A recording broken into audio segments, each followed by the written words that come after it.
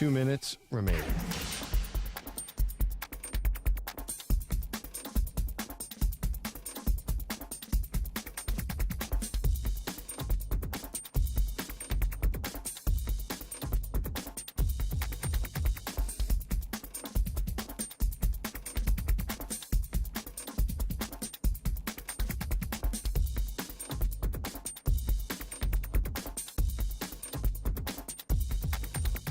One minute, 30 seconds remaining.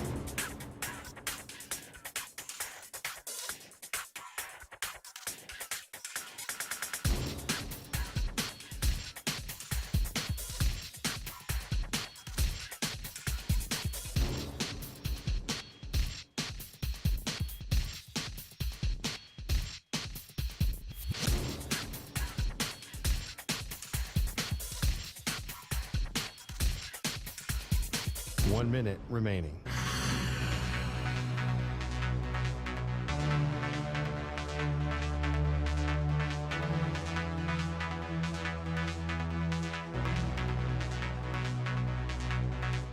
Forty-five seconds remaining.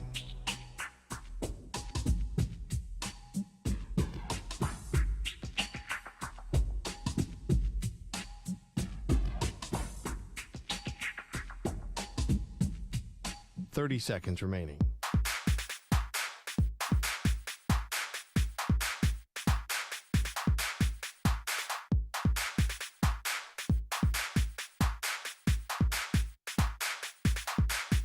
Fifteen seconds.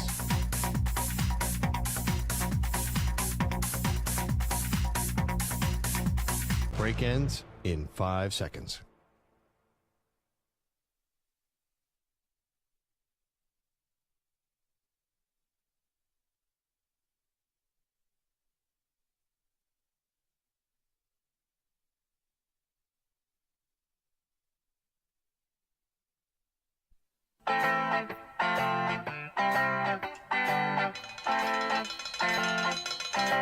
Oh boy, there's a lot of jelly left. I thought she was making progress. There's a lot of jelly left. See, I told you. She needed to hear. Fake lifelines that Oh you my were gosh, giving me. I think this is going to end up worse than the peanut butter challenge, and I was sick for 4 days.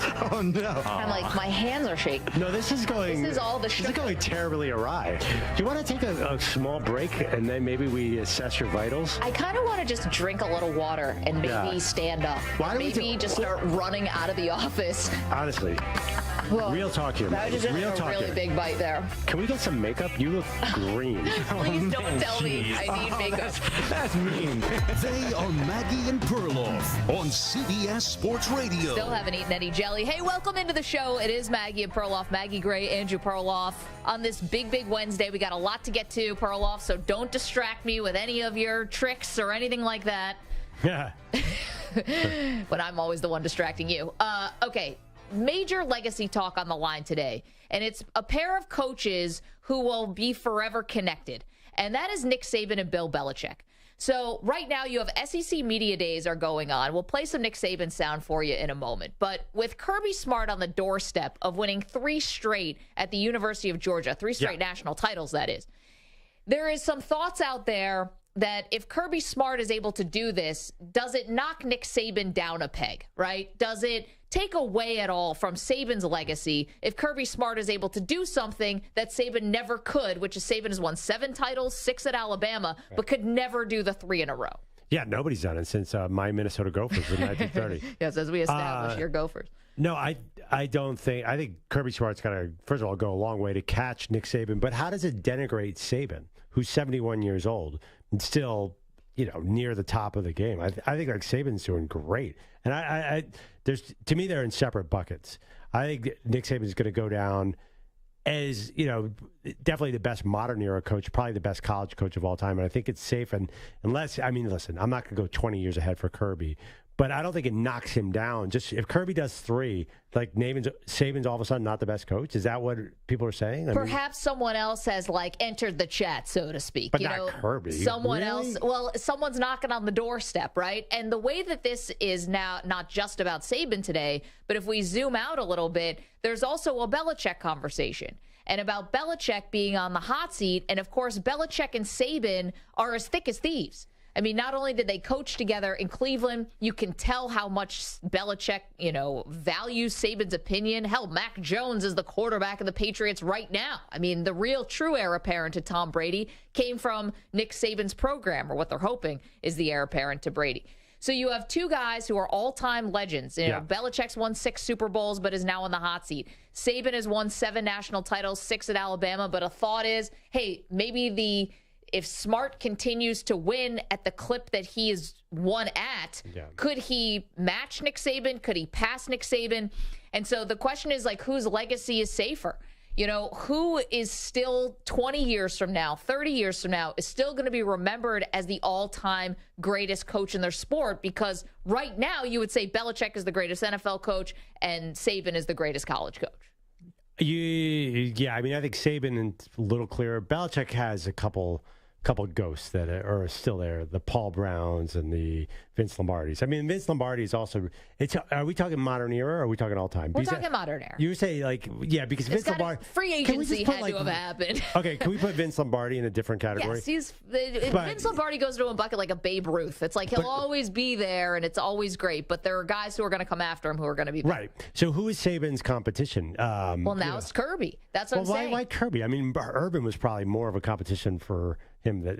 Kirby's got 2 national titles. Urban Meyer certainly seemed like he was more geared to chase Saban, and that didn't happen. Yeah, Urban's got 3, but Urban also seems like he's kind of flamed out. Yeah, totally. Saban but that's tried the NFL. He failed at the NFL. Urban tried the NFL, failed spectacularly at the NFL level. I'm just saying, it's such a leap to say that Kirby Smart all of a sudden is going to be at 6 tomorrow. Yeah. I mean, if you had told me Urban Meyer was only going to win 3 titles, I said, you crazy. He's the best coach in college football by a mile. He's going to just roll. It's so much harder than that. That's why Nick Saban is such an outlier, because he kept doing it and doing it and doing it. Well, Bear Bryant also did it. Yeah. We know that. But we're talking a little bit more modern. There's no way Kirby's going to keep it going this long. See, I think if anyone's going to catch one of these coaches, it's way more likely to be a college coach. The Belichick, I don't think anyone's catching that. As far as 6 Super Bowls, for a coach who Andy Reid with Mahomes would probably be your best shot right now, and they have 2. I don't see it. I think that Belichick is going to be way more unassailable than Saban. That's the thing about college, man. You keep having these guys who can build more of these dynasties. We talk about in the NFL all the time. Are we getting another dynasty? I mean, the Chiefs would be the closest thing right now. Well, the thing is, though, Saban's going to keep on building his resume where Belichick's going to keep hurting his resume. I mean, Saban in college football is 71. Alabama's going to keep winning. I mean, even last year was a disappointing year. They only lost 2 games. So there's no bad college football season. Belichick's going to be go out on 5-12. I think that's going to be a real dent to him. And also, he's got the Brady thing. So unless he wins after Brady leaves, that's going to be hanging around him too. I think that Belichick's hurting himself more, and Saban's just sort of going to do that old college football coach coasting thing. Nobody denigrated Bobby Bowden for losing at the end. I think college football coaches just assume they get older and they're pretty good, Yeah, but in this day and age, I mean, listen, Bobby Bowden, obvious legend, but would Bobby Bowden allow to, kind of call his own number and call his own shot when he retires as opposed to? How long ago was that? Well, it wasn't that long ago, but 12 years ago. I know. But don't you it's gotten a lot more doggy dog, I think. Hasn't it? I don't know. What college football is it was pretty doggy dog in 2010. In a different way now, though, because you have players who are going to get paid through NIL and players who are going to have a little bit more say and a little bit more power, and it's just different for the coaches. Hell, I mean, the college coaches can't stop complaining about it every turn, about the transfer portal and about not so much about NIL. They won't openly complain about that, but they want regulation. They want Congress to step in. I mean, it's Saban in Washington, D.C. a month ago begging Congress to step in and regulate this NIL stuff. It's different waters. Right. I totally understand what you're saying. It's a very different sport, but Saban can write his ticket much like Bobby Bowden did. No one's going to fire Nick Saban. That's never going to happen. Someone's going to fire Bill Belichick. That's happening. Probably soon. See, I don't know. We have the clip from Tom Curran. Tom Curran, longtime Patriots reporter, was on the Rich Eisen show the other day talking about Belichick being really seriously on the hot seat. You talk about avoiding the hot seat. He's on the hot seat, and he's been there at different levels of warmth since 2019. Really? In 2019, Tom Brady wanted a 2-year, $50 million guaranteed contract. Belichick somehow convinces Kraft that not spending that money on Tom Brady was a great idea. He wins the Super Bowl, the Patriots, under Cam Newton because they don't have a plan. They have a good 2021. They bounce back. McDaniels leaves. Again, no plan for replacement.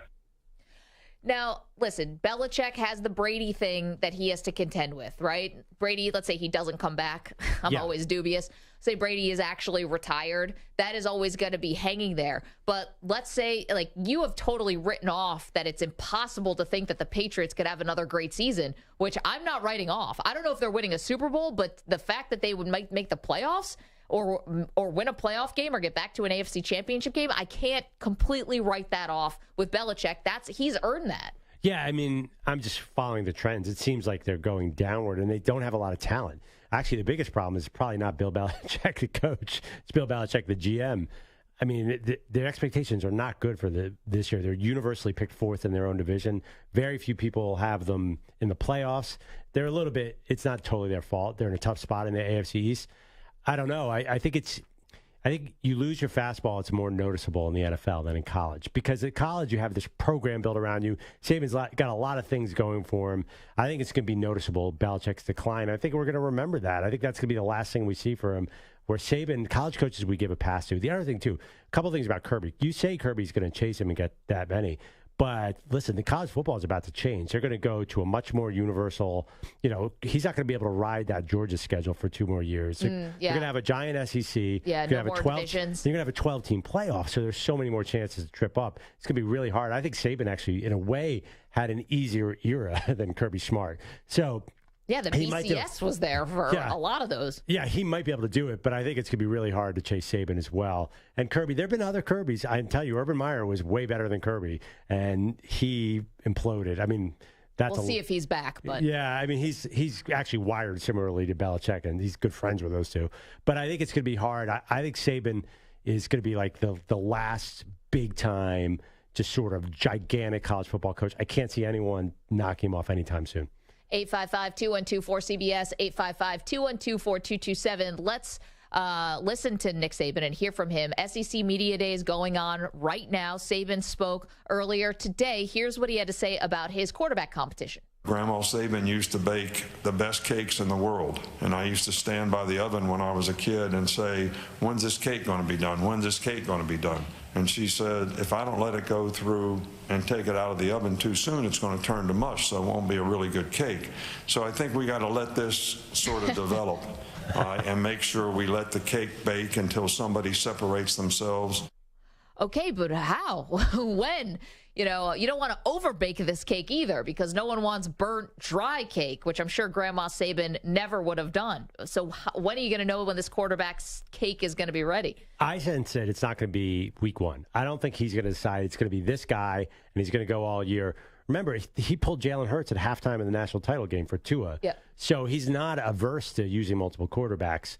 I think he starts with one of the guys, then plays him for a little while, see how he does. If he takes off, great. If not, he's going to platoon in the other guy. And, of course, the Maggie and Perloff show has a lot riding on this. Oh, do we ever? Yeah. I don't know about you guys. I was thinking about this all last night. So we did an SEC quarterback draft yesterday, and 3 out of 4 of us on this show picked an Alabama quarterback. So we all, out of 4 quarterbacks, 3 of us have one on our team. Yeah. So if one quarterback ends up getting all the snaps, 2 people on this show are royally you-know-whatted. Yeah, I hope it's not me. Did anyone else have regrets? So I entered a quarterback competition fray at Ole Miss with Jackson Dart versus Walker Howard and the guy Spencer from Oklahoma State. Yeah, so the problem is all 3 of them could end up playing. So I should have taken just an average starter below. I was regretting my strategy. And we forced Maggie into taking Ty Simpson out of Alabama instead of a surefire starter. I know. I was going to take the Vanderbilt quarterback, and everyone basically turned their, gave me the stink eye. So, risk versus reward. You got it. No, you got to be in the game. You got to do it like the rest of us are. We're waiting out a quarterback, sweating out a quarterback battle all August. Okay, well, here's the thing about this quarterback battle with Saban with Alabama. You're going to have to figure it out pretty fast. You can probably beat Middle Tennessee without a quarterback. I'll give you that. But week 2, September 9th, you're playing Texas. So you got to figure out who your starter is going to be before that game. Then you're at South Florida, which is, that's not nothing. And then you start into your SEC schedule. But think of old school college football. People would switch quarterbacks all the time. At halftime. I get it. Yeah, and they still win the highest level, the Nebraskas and Oklahomas of the world. When nowadays quarterbacks are gigantic stars. I think Saban wants to get back to that old school. Greg McElroy, A.J. McCarron. He doesn't want to throw 50 touchdowns. He's going to go out the way he came in, running the football, Maggie. He's not going out. 855-212-4CBS, 855-212-4227. Whose legacy is more set in stone? Is it Saban or is it Belichick? I think it's Belichick because nobody in the NFL is winning 6 again. Andy Reid? I don't think so. Perloff thinks it's Saban because college football is going to get harder in terms of repeating championships, winning it again and again. That's essentially what you're saying, right? Also, another thing, Saban at 71, I think he's going to have moderate success for several years to come. College football, you don't lose more than 2 or 3 games. I think Belichick's going to have some bad things coming his way. Yeah, but Belichick he's going to coach till he gets that record, the Don Shula's record of all-time wins. He's going to leave with that record. So, right, but he'll still be 4-13 or something. I think people are going to say, ooh, he was not as good after Brady left. That's going to be there forever with him. Forget the cheating. I don't care about any of that. It's going to be, if he can't win at the highest level without Brady, I'm not saying that he can't. I think that's going to be a problem. It's a lot like, by the way, your guy, LeBron, who just hung around so he could get the points title. Nobody cares about that. He's hanging around. He went to the Western Conference Finals this year. But how many games did he win there? Well, 0. But that's because Jokic and the Denver Nuggets are just too good.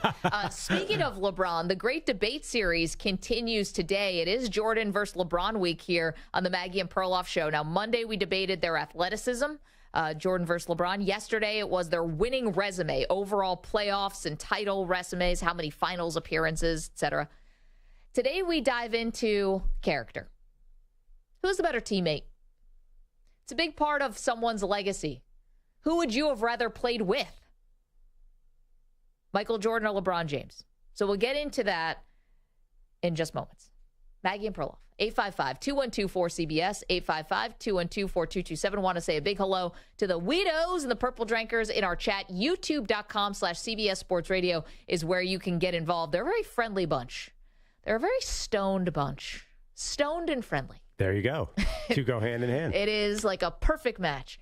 There you go. You can also listen to us on the absolutely free Odyssey app and SiriusXM channel 158. All right, Saban versus Belichick. You can chew on that. Plus, the great debate series continues. Don't move. Maggie and Perloff, back in moments. You're in a 5-minute.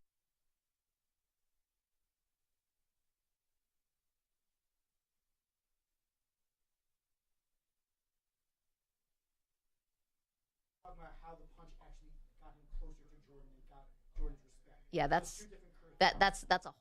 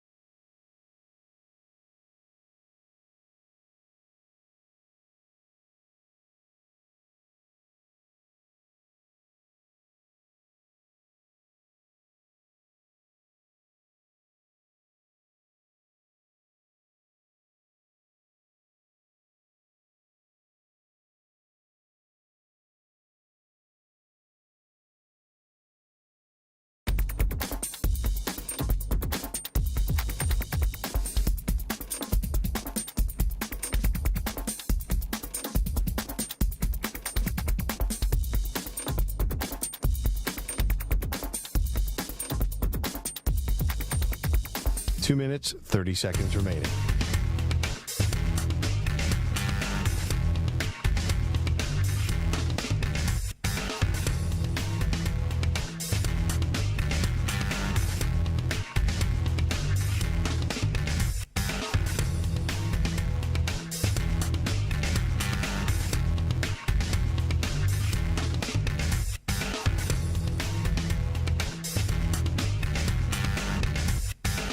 Two minutes remaining.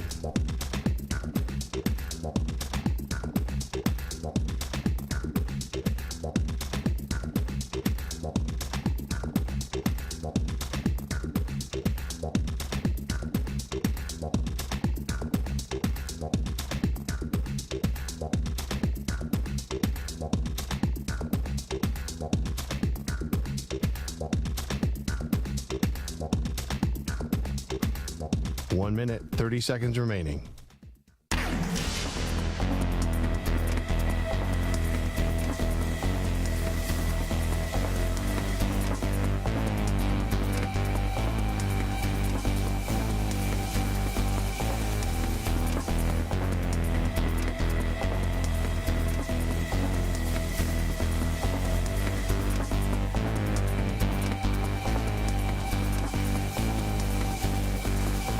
Minute remaining.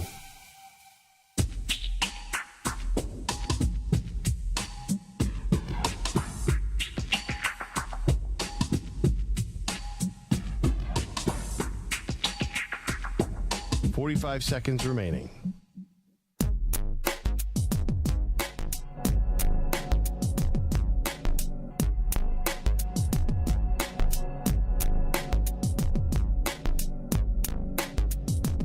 Seconds remaining.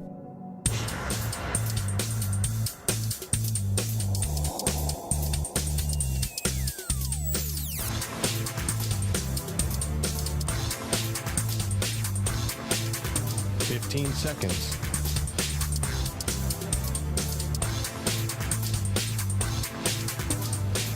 Break ends in 5 seconds.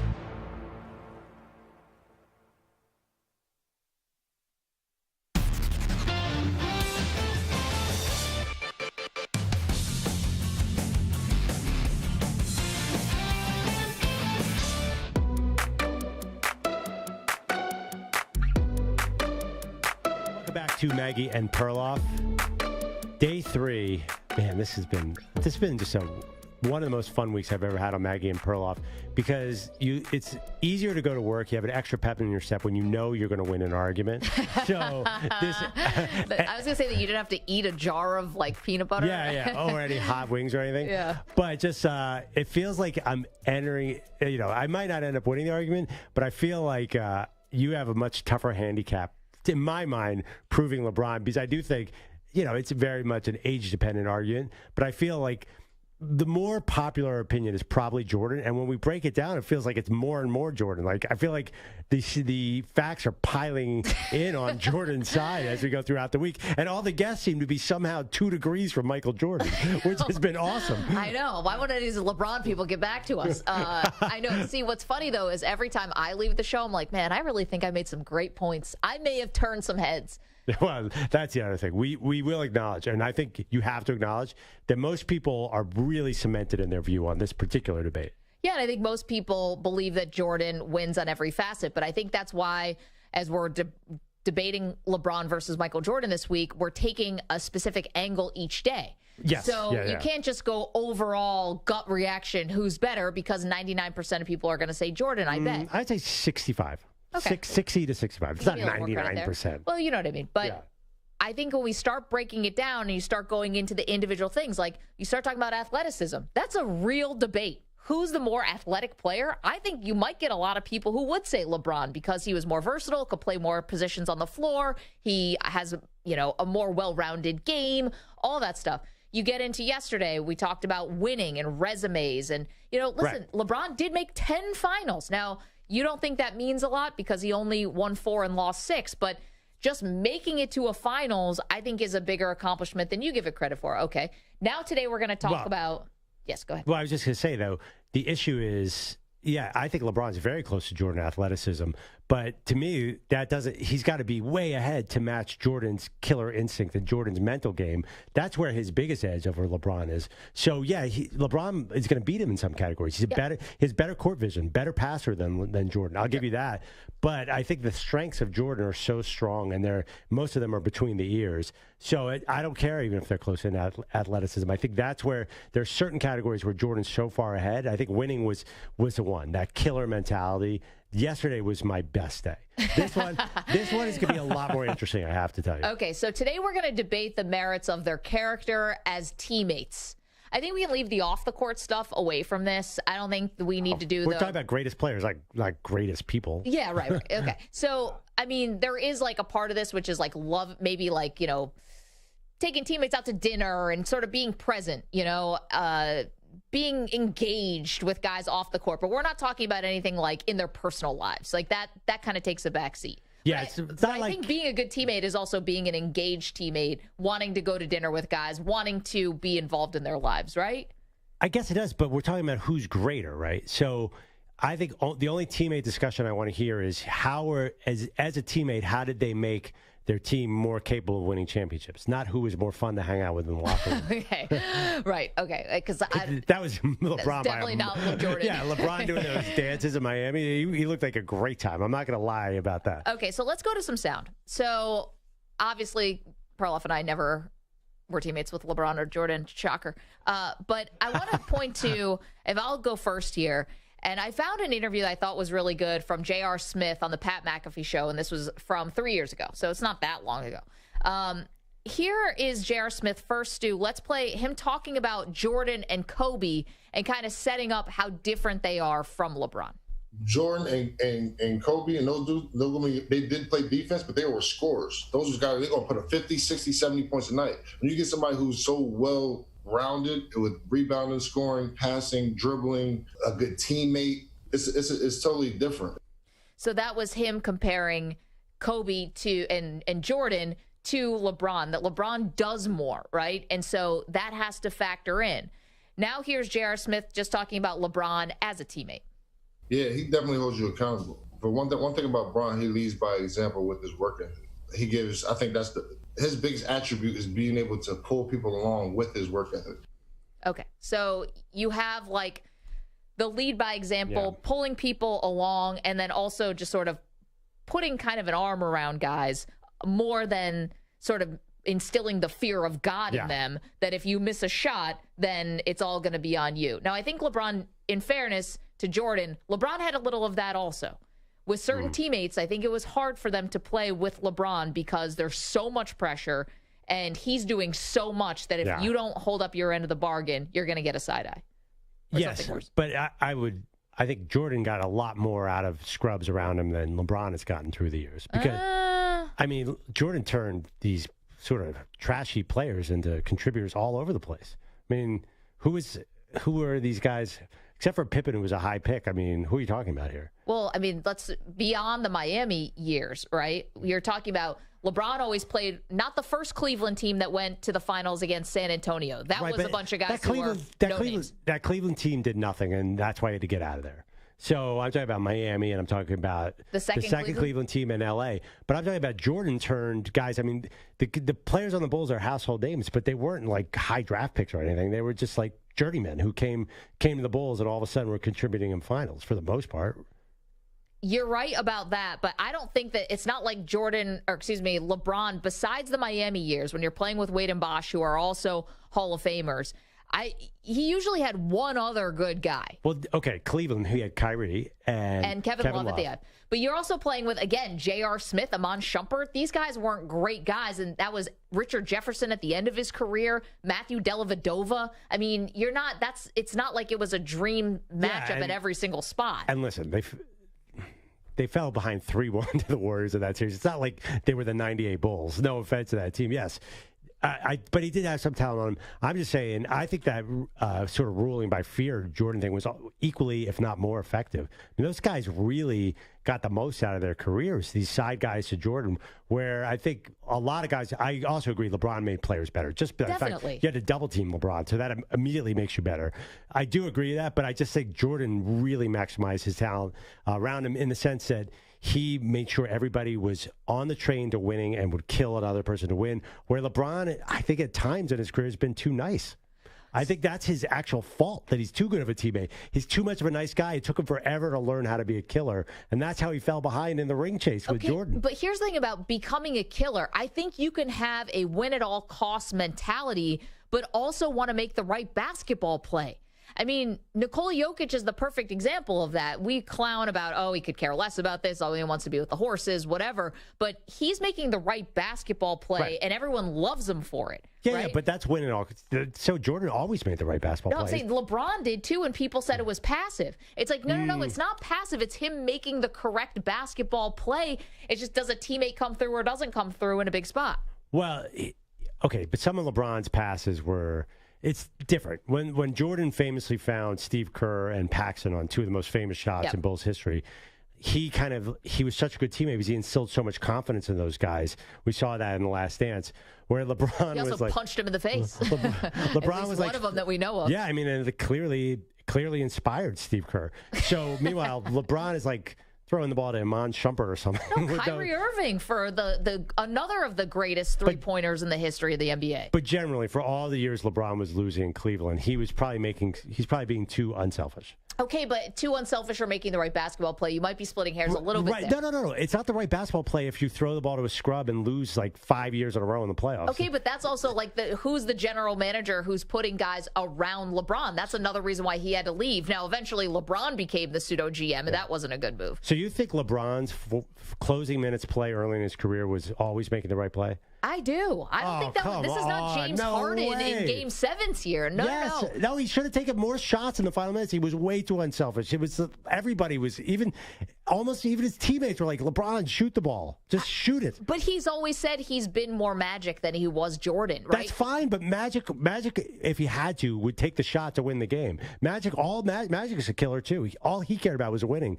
I think LeBron shrunk from some of the moments early in his career. Later on, he figured it out. 855-212-4CBS, 855-212-4227. Yes, Sam. I think there's a difference. The way Perloff just phrased it, that LeBron shrunk from moments. And I think that's the big thing. I think there's a difference between like what MJ did with Paxson and Kerr, where he just passed up the shot for a wide open guy for a wide open three, versus being afraid to take the shot and deferring it to somebody else because you didn't want to make the mistake. And I think that was LeBron's issue early on. It seemed like he was afraid to be the guy to make the... No. Do you remember that first finals against the Mavericks with the Heat?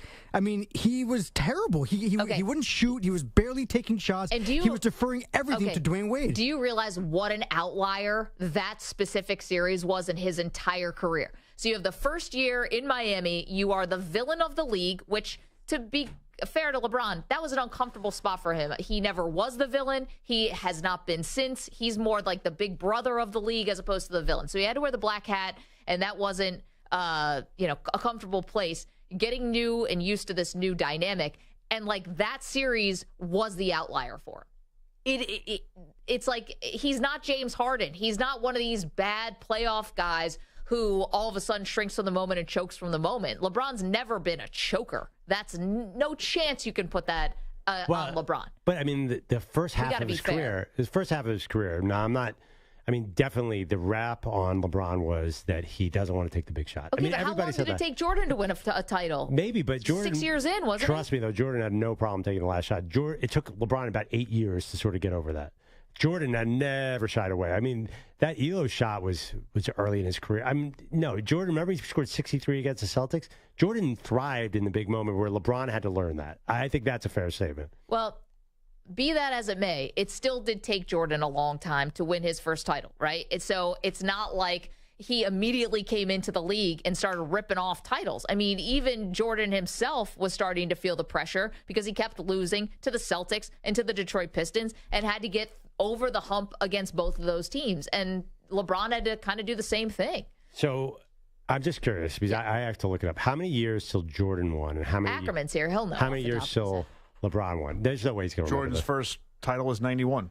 So And he came in 85, 84, right? 85 is his rookie year. Yeah. So okay. 6 years. And how many for LeBron? Well, the first finals 07. appearance. So 8 years. 07 was LeBron's first finals. Right. So when did he first win? 03. And he first won in 2011, 12, I guess. Was the first Sounds right. Was the first year that he beat the OKC? So Jordan got to a title a little faster than LeBron. Faster. But then again, Jordan was Different at college. times, though. I will Tough tell you, to Jordan was at compare college. those. Wait, what's that? Different times, tough to compare those. I mean, you had dynasties when Jordan came into the league. And So are you Lakers, Celtics, Pistons back to back. Are you with Maggie on this one? Don't you think there was a rap for LeBron that he was not great in the final moments of big games early in his career? Yeah, I think, look, the other thing, though, too, is Jordan came in after 3 years at Carolina, having won a title his freshman year, taking the big shot, and LeBron came in as an 18-year-old on a team that was not good and had to lift it to another level. So there's a little bit of a learning curve there. Wow, Jordan came into the Cocaine Express. It's not like his team was that great. And also, by the way, Jordan missed a season, too, so let's not forget most that. of it, his second one, yeah. But he came back, and actually they tried to keep him down because they didn't want him playing too much, so his minutes were restricted. Let's hear a little bit from The Last Dance. So here is the infamous fight that MJ and Steve Kerr got into in practice. Here's Kerr and MJ talking about it. I have a lot of patience as a human being, but I tend to snap at some point because I'm extremely competitive too. But I'm going. I'm gonna fight. He hauls off and hits me in the chest, and I just haul off and hit him right in the eye. And Phil just throws me out of practice. That's how it went. Kerr went on to say how the fight actually helped him. On every team that I played on, late 80s, early 90s, there were a few practice fights. There was just a lot of competition. It wasn't really a huge deal. But for me in that case, Michael was definitely testing me, and I responded, and I feel like I kind of passed the test, and he trusted me more afterwards. I mean, this is the pro-Jordan argument you're throwing out there. I mean, listen, Jordan was the ultimate teammate because he taught everyone to be a champion. He might as well have been the coach player because that's amazing. This is the ultimate revisionist history of because we won those 3 titles, now I'll take that punch in the face and I'll absorb it in a way that I can now spin it to say it made me better. I bet if you had asked Steve Kerr at the time, do you think this made you better? He'd be like, no, I'm playing with a psychopath. Just like we all said about Draymond Green when we saw the Jordan Poole punch. It's like, you look like a psycho.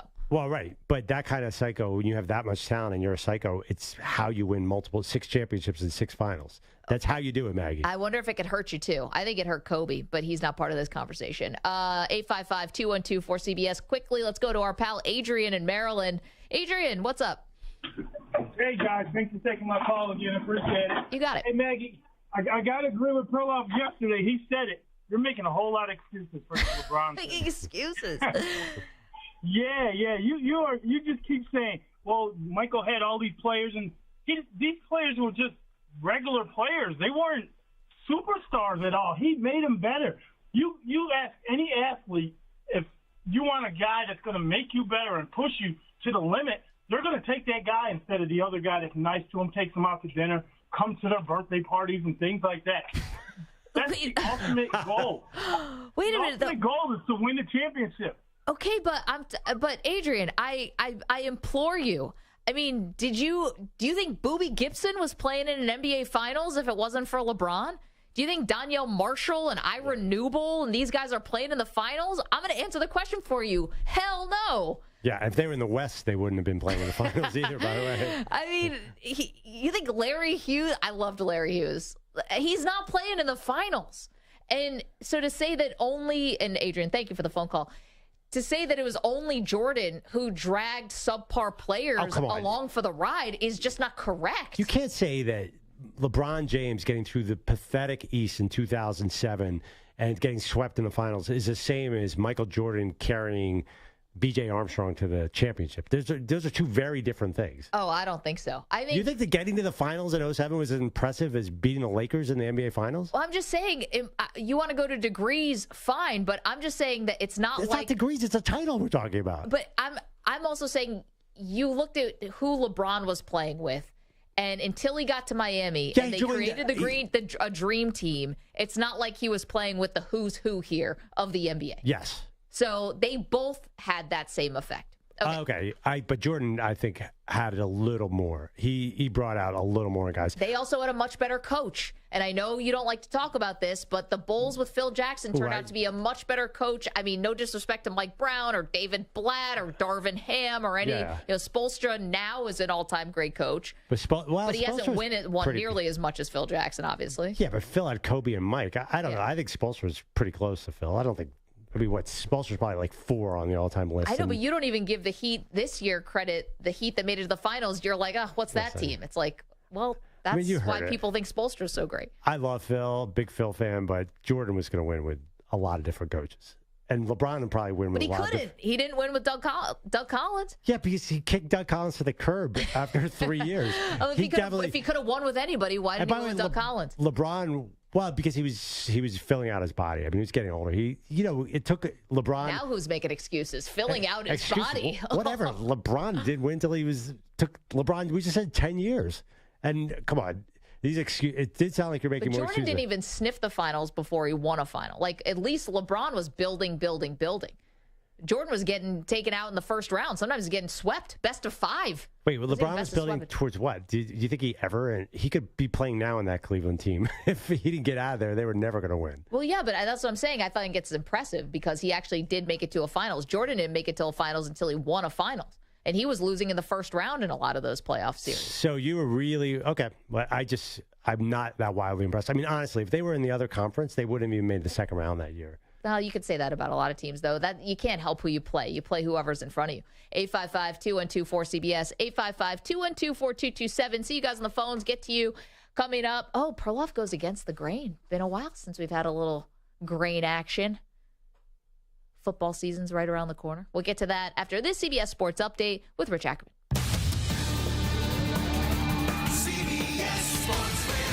Sports Flash. And it's sponsored by Progressive Insurance. Insurance for motorcycles, boats, and RVs for protection on the road and on the water. See how much you could save at 1-800-PROGRESSIVE and Progressive.com. The Oklahoma City Thunder have improved steadily under head coach Mark Dagnall, who has earned an extension for his efforts. They won 22 games his first season. That total rose to 40 last year, and they made it to the play-in tournament. Dagnall finished second in the Coach of the Year voting. The Steelers have come to terms with pass rusher Alex Highsmith on a 4-year deal that totals $68 million, with over half of that coming in the first 2 years of that deal. Right now, bottom of the 5th in Texas, the Rangers looking to complete the sweep of the Rays. They lead at 1-0, while the Orioles are on top of the Dodgers by a score of 8-5 at the top of the 6th. Baltimore just a game back in the AL East starting today. Gunnar Henderson has just hit his 15th home run. Max Muncy has hit his 22nd for the Dodgers. James Outman adding his 12th. Houston and Colorado underway and scoreless in the bottom half of the second. A final Pittsburgh top Cleveland 7-5, and top of the 5th, St. Louis leads Miami 4-2. Nolan Gorman with his 19th homer. I'm Rich Ackerman. CBS Sports is everywhere, at home, in your car, and of course on your phone and tablet. Find us on your local affiliate, SiriusXM Channel 158, or the free Odyssey app.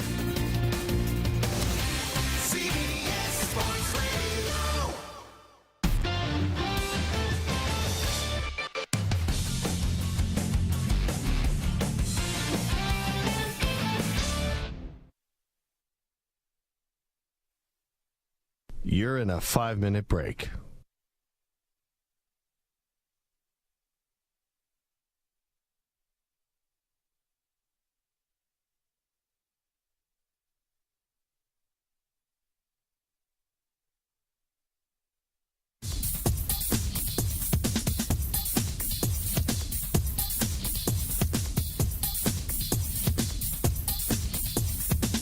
Four minutes, 30 seconds remaining.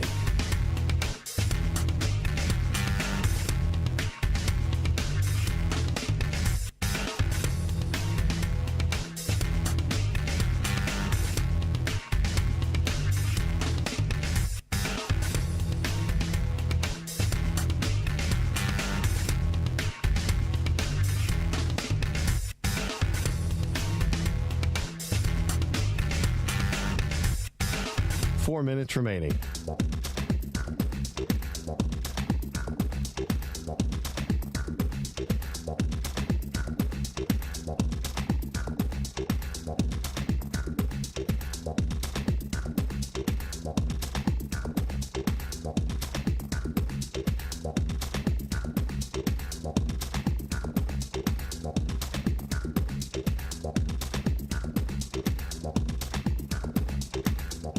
Three minutes, 30 seconds remaining.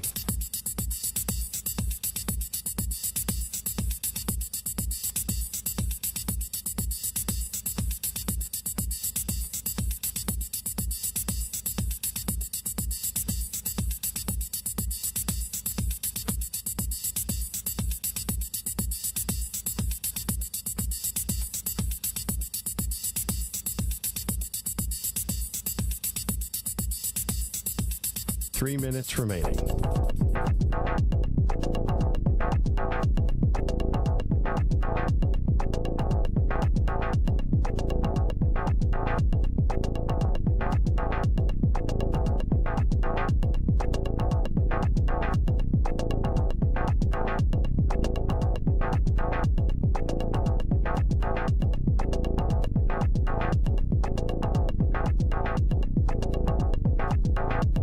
Two minutes, 30 seconds remaining.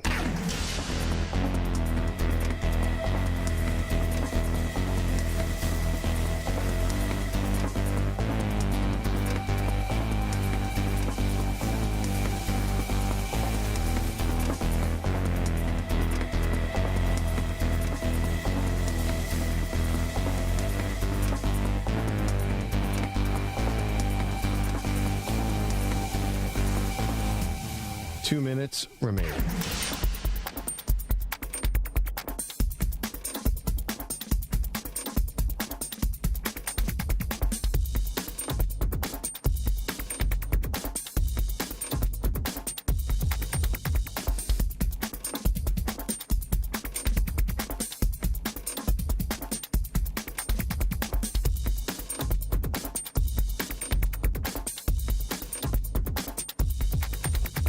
One minute, 30 seconds remaining.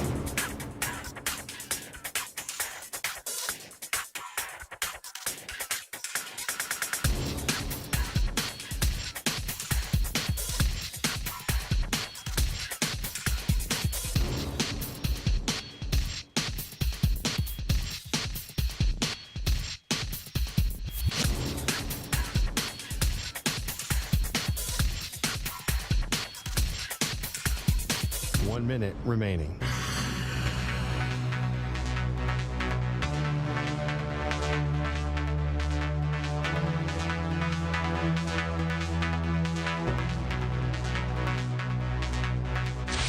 Five seconds remaining.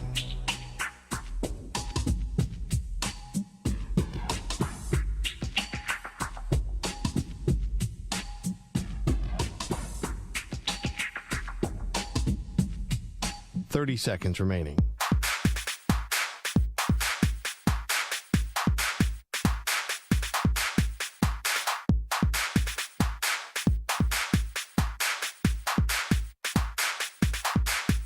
Fifteen seconds.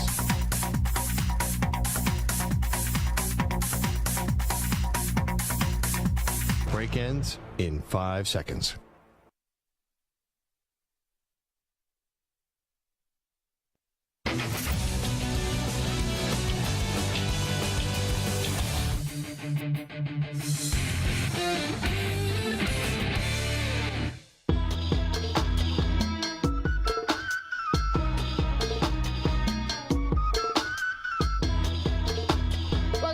Perloff, Maggie Gray, Andrew Perloff. It's time to Ask the Pros, where you can ask us a question. It's brought to you by O'Reilly Auto Parts. Simply tweet your question at CBS Sports Radio or at Maggie and Pearl.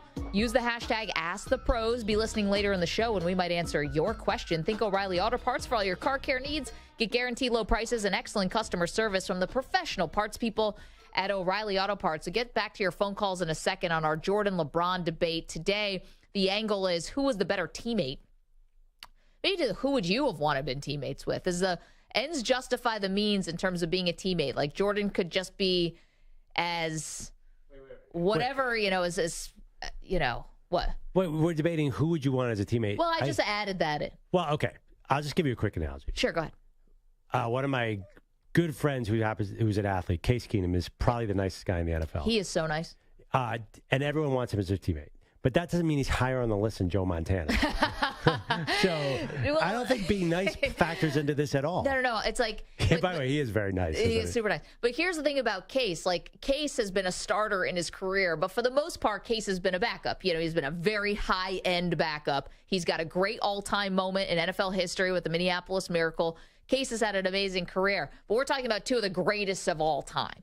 Right? So exactly, but it doesn't matter. The dynamic, being nice and being liked by your teammates, is not any part of this debate. No, but your analogy of Case Keenum versus Joe Montana doesn't hold up. It's like if Joe Montana and Tom Brady were wildly different people, who would you want to play? Say you were comparing Case to an equivalent quarterback. Just the fact that Case was super nice, it doesn't mean he's any higher on the list. Okay. Like this, being nice and being a teammate, this is about what kind of teammate helps you win. Okay, That's all that matters. Okay, so let's take it to that then. I think that while Jordan did drag some, had teammates that probably wouldn't have done a lot of winning had they not been with Michael Jordan, I think you can say the same thing about LeBron. Okay. So I think they both have that in their favor, right? Yep. Where they've at times dragged teams that weren't fantastic. Well, it's not that any of Jordan's finals teams were bad, in fact. Like, LeBron was on a finals team that was not good. Yeah, come on. That was such a blip, that finals team. I mean, did you honestly say, well, what happened to that team afterwards? They got back next year? No, LeBron played one more year where I believe they lost to the Celtics. He takes the jersey off. Yeah, I'm just kidding. Of course they had to get back. They were terrible. And they got swept. I know, but listen, Jordan was getting swept in the first round of certain playoff series. That never happened to LeBron. So, listen, the thing is about teammate, like, who actually got the better out of their teammates, because LeBron's skill set that he displays so much more versatile and could really make teammates shine as well. It wasn't just Jordan scoring a ton of points while, everyone stands around and watches him and plays defense. Yeah, but I mean, still, I just want to say that your thing about who would you want to play with is not relevant here. Okay, then we'll strike it from the record. Who would you want to play with as a basketball player? I guess is relevant. But I'm asking, as a basketball player, does the ends justify the means? Like Michael Jordan punching Steve Kerr in the face. Yes, so that's a plus. Is that a plus or a minus? Right. Is that a plus or a minus? Because Kobe was all killer. That's all he had. He was the biggest jerk teammate of all time. Yeah, and alienated people. But it was his greatest strength. Kobe, I think, ascended his talent level because he was such a killer, such a winner, and I think he really was probably not good enough to win 5 titles, but I think that he willed himself and the people around him to that level because he was so focused on winning. Okay, but I could do the flip side of that, which is you alienate Shaquille O'Neal in the way that you do. You could have had way more titles. Maybe it's time to pat somebody on the back instead of, shivving them, and maybe they would have played a little harder for you, Does Smush Parker deserve better? It's a heck of a visual right there. Pat on the back or a shiv. Just a little hyperbole here to make my point. Let's go to Sean, who's in Oregon, wants to weigh in. Hi, Sean. Hey, Maggie, you got him on this topic. Anybody that plays basketball would want to play with LeBron before Jordan. And Jordan and Kobe, they're kind of joined at the hip because neither one of them even sniffed a conference finals without Phil Jackson. And both of them played a lot of basketball before and after. And LeBron ain't going to fade away with some team like the Wizards. You watch him. He ain't going down softly like Jordan did. And, when you talk about guys he played with, don't forget about a horse named Grant that helped him. That guy, he was a monster. And he helped him win 2 championships. He was a number 10 draft pick. And then he went down to Orlando and helped lead them to go to a championship. They didn't win one, but to he the was finals. A great player. Sean, you're right. I mean, listen, it's not like Jordan didn't play with Hall of Famers, and I don't want to just say Jordan made them Hall of Famers. Thank you so much for the phone call. Well, 1.5 Hall of Famers. You don't think Dennis Rodman? I mean, Rodman's a weird one. Rodman is a very weird case. Yeah, Rodman was, we're going to talk about San Antonio. We're going to talk about everything else. Rodman was different. Yeah. He was a Hall of Famer. I will give you that. But Tony Kukoc? Big deal. Dude, Kukoc was a big deal. Not at all. If Kukoc was on that team, do you think there's any chance they don't win those 3 titles? No, but Kukoc was a big deal when he was coming over from Europe. I know he was a big name, but he had nothing to do with Jordan winning those titles. Nothing at all. You could have put me out there with that. Kukoc, honestly, Kukoc was just a nice little extra piece there. Let's go to Mark in Ohio. Not to mention Pippen, obviously, Horace Grant, as Sean just mentioned, of the first three-peat. Mark is in Ohio. What's up, Mark? Yeah, I think LeBron just made everything so easy for everybody, including the coaches. I mean, if you count the championships of the coaches, look at Vogel, Ty Lue, and Spoelstra. They have 0 without LeBron. But obviously, Phil Jackson has a lot more right without Michael Jordan. Yeah. Yeah, but I mean, Mark, I think the coaching does matter. Thank you so much for the phone Phil call. had Kobe and Shaq. No, I know. I mean, Phil had all-time great players, of course. This is basketball. This is not Bill Belichick exiting anyone to death. Now, I know Phil Jackson left books in people's lockers, but the Zen and the Art of Motorcycle Maintenance. I'm not sure that there's such a huge distinction about having Phil Jackson. I understand it is an argument. It definitely is a point. But to me, to say that, Michael wouldn't have been able to do this without Phil. But he didn't. See, that's the thing. He did have other coaches, and he never got to where he needed to go. He was 24 when Phil got there or something. And the reason, by the way, Phil was... he could have been 24 because he played 3 years of college. Well, he was young. I mean, he was early in his career when then he got the other guy fired, right? And he got Phil. There was someone else before Doug Collins, though, with Jordan. Oh, was Stan Albeck the first coach? Yeah. I don't remember. So... Either way, I mean, listen, Jordan, I mean, it's not like Jordan was 30 and then Phil came out of nowhere. He got rid of Collins pretty early in the Last Dance, as I recall. Yeah, wait, sorry. Who was Jordan's first coach? Kevin Loughery. Oh, Kevin Loughery. Yeah, Kevin There you go, that guy. And then it was Stan Albeck. And then Doug Collins. And then Phil. Right. Phil came in 89-90. Isn't Kevin Loughery one of the winningest coaches of all time? No, I don't know. I think he was a coach for a long time. Okay, coming up, the one thing that could derail the Cowboys season. Ooh. Wasn't expecting this headline coming out of Dallas today. Get to that in just a moment. Maggie, Perloff, CBS Sports Radio.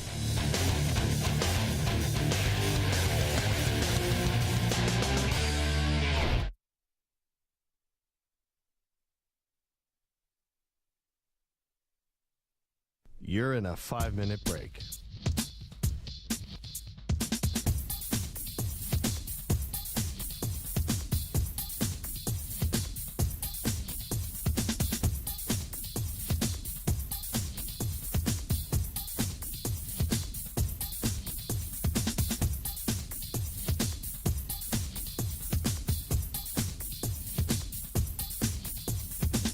Four minutes, 30 seconds remaining.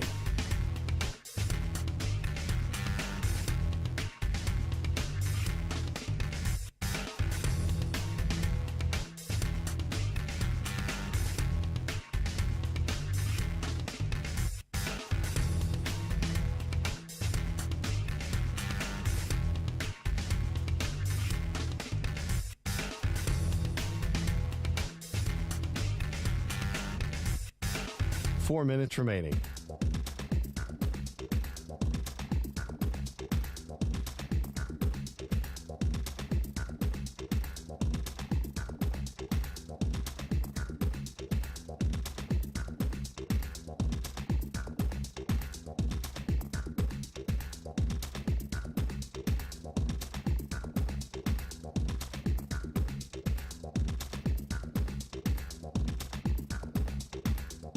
Three minutes, 30 seconds remaining.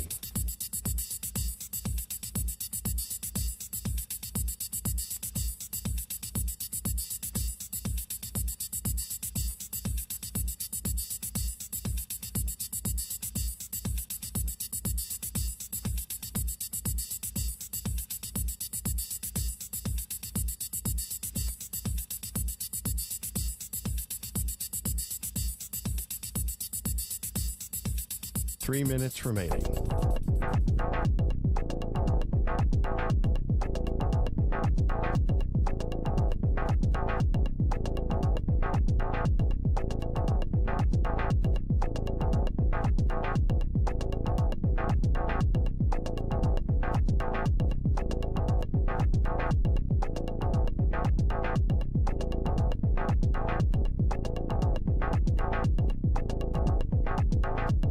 Two minutes, 30 seconds remaining.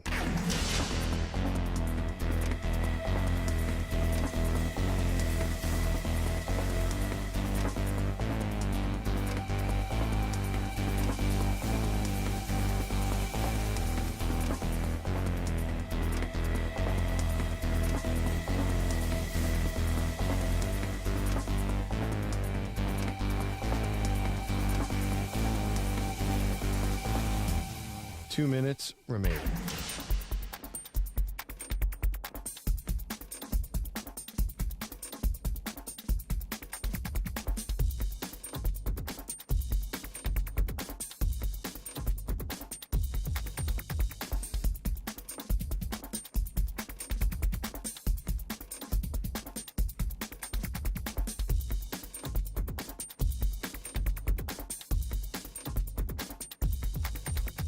One minute, 30 seconds remaining.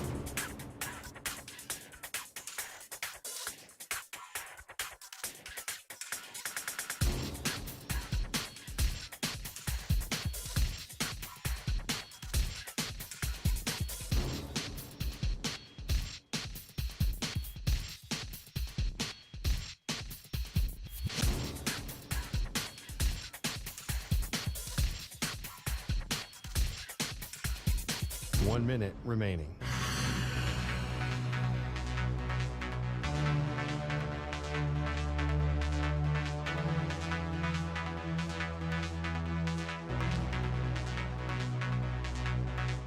Forty-five seconds remaining.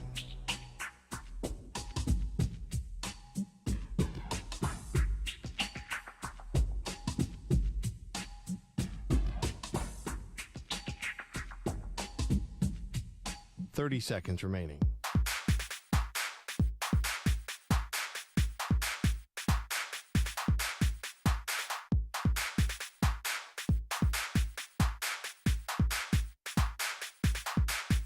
Fifteen seconds.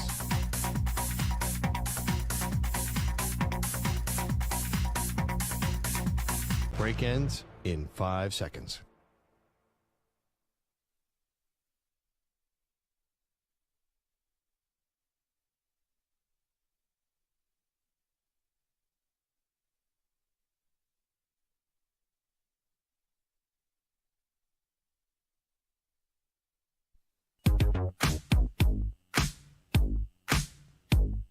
The PGA Tour could not look worse. They look like the most hypocritical losers possible. And now they look like fools because 15 months later, they're now taking all of that money that they called dirty. You can't spin faster on this. It is impressive. This guy should run my company. I mean, he is. Run for office. He's got, yeah, I was about to say, has Jay Monahan thought about stepping down and running for president? Because he's got all the skills. Just to be able to turn that fast, that's a skill. To be that empty. They are Maggie and Perloff on CBS Sports Radio. Major questions about the Cowboys offense. Hey, welcome to the show. Maggie Gray, Andrew Perloff on this Wednesday. Now, we talked yesterday, Perloff, about Dak Prescott and how he was vowing that he was going to cut down on the interceptions that he had last year. 10 picks or less. And you and I almost put a bet on who was going to be driving to Dallas if Dak Prescott threw fewer than 10 picks or more than 10 picks. I'm glad we did not agree on that bet because it turns out that Dak's been misquoted. And we get to how the offense could be in trouble in just a moment, but the quote from Dak, now this is why athletes should always speak into a microphone. I love newspapers and stuff and love newspaper reporters, but this is why they should always speak into a microphone because apparently Dak didn't say we're not going to have 10 interceptions this year. He said we won't have tipped interceptions this year. So he didn't say anything about throwing 10 interceptions or fewer. He just said we won't have those tipped interceptions this year. You still want to make the bet? No, I can't believe I almost got suckered into 10 interceptions, which is just barely any. Now, obviously, the tipped interceptions were very, very evident last year. Yeah. There was a key one that cost them a game against the Jags. The Jags. That was one of them. It was an overtime, Noah Brown. It popped out of his. It was a really hard catch, but he should have just batted it to the ground instead of trying to make a catch. It popped up, cost him the game. There was also one of those tight ends, like Escobar or somebody, had one. It would just hit him in the numbers, bounced off him, pick six. So that's going to happen. How they're going to get rid of it, though, I think they have better receivers. Having Brandon Cooks is already going to help them with that. I think Dak got in a bad spot last year because he only trusted CeeDee Lamb. So I'm hoping that he's going to get a lot more help. I'm not saying that Dak's going to be that much of a better quarterback. I just think everything around him looks a little better. So that's why I was kind of willing to make that bet. I also wonder how many games are the Cowboys going to be playing from behind? Like, that's when you start to maybe take a little bit more gambles on, risky throws, and that's where you might be able to get yourself into some trouble. Now, where the Cowboys offense might really be hurting a bit is that this sort of out of nowhere headline that popped up from Dallas today, which is that Zach Martin, their extremely talented offensive lineman who has made a Pro Bowl 8 of his 9 years, is unhappy with his contract and is thinking about a holdout. Now, that would be not good for the Cowboys. Especially because they want to run the ball more to protect Dak. An offensive guard thinking about a holdout, I'm sorry, I'm not going into panic mode about this. Well, not just any guard, though. I understand. Thinking about going to hold out. Is Zach Martin really going to hold out? I don't know why. Maybe I think of offensive linemen as just too much of team-first guys. I think he's upset and he's mad, but I can't see him following through on this. Not that I know Zach Martin at all, but an offensive guard holding out, I feel like wide receivers and running backs and, high-profile position players hold out, not offensive linemen. Well, here's what I'm reading from USA Today. He's set to earn $13.5 million this year, which is $7 million less than the average annual value of the league's top-paid guard. That's the Falcons' Chris Lindstrom. Not only that, Zach Martin's contract, it's 2 more years, but the second year is not guaranteed. And apparently he agreed to a restructure in March. So he's doing the team a favor by restructuring in March. And now, where's the contract extension? Meanwhile, the Cowboys report to camp on July 25th. So the clock is ticking here as it's on July 19th today.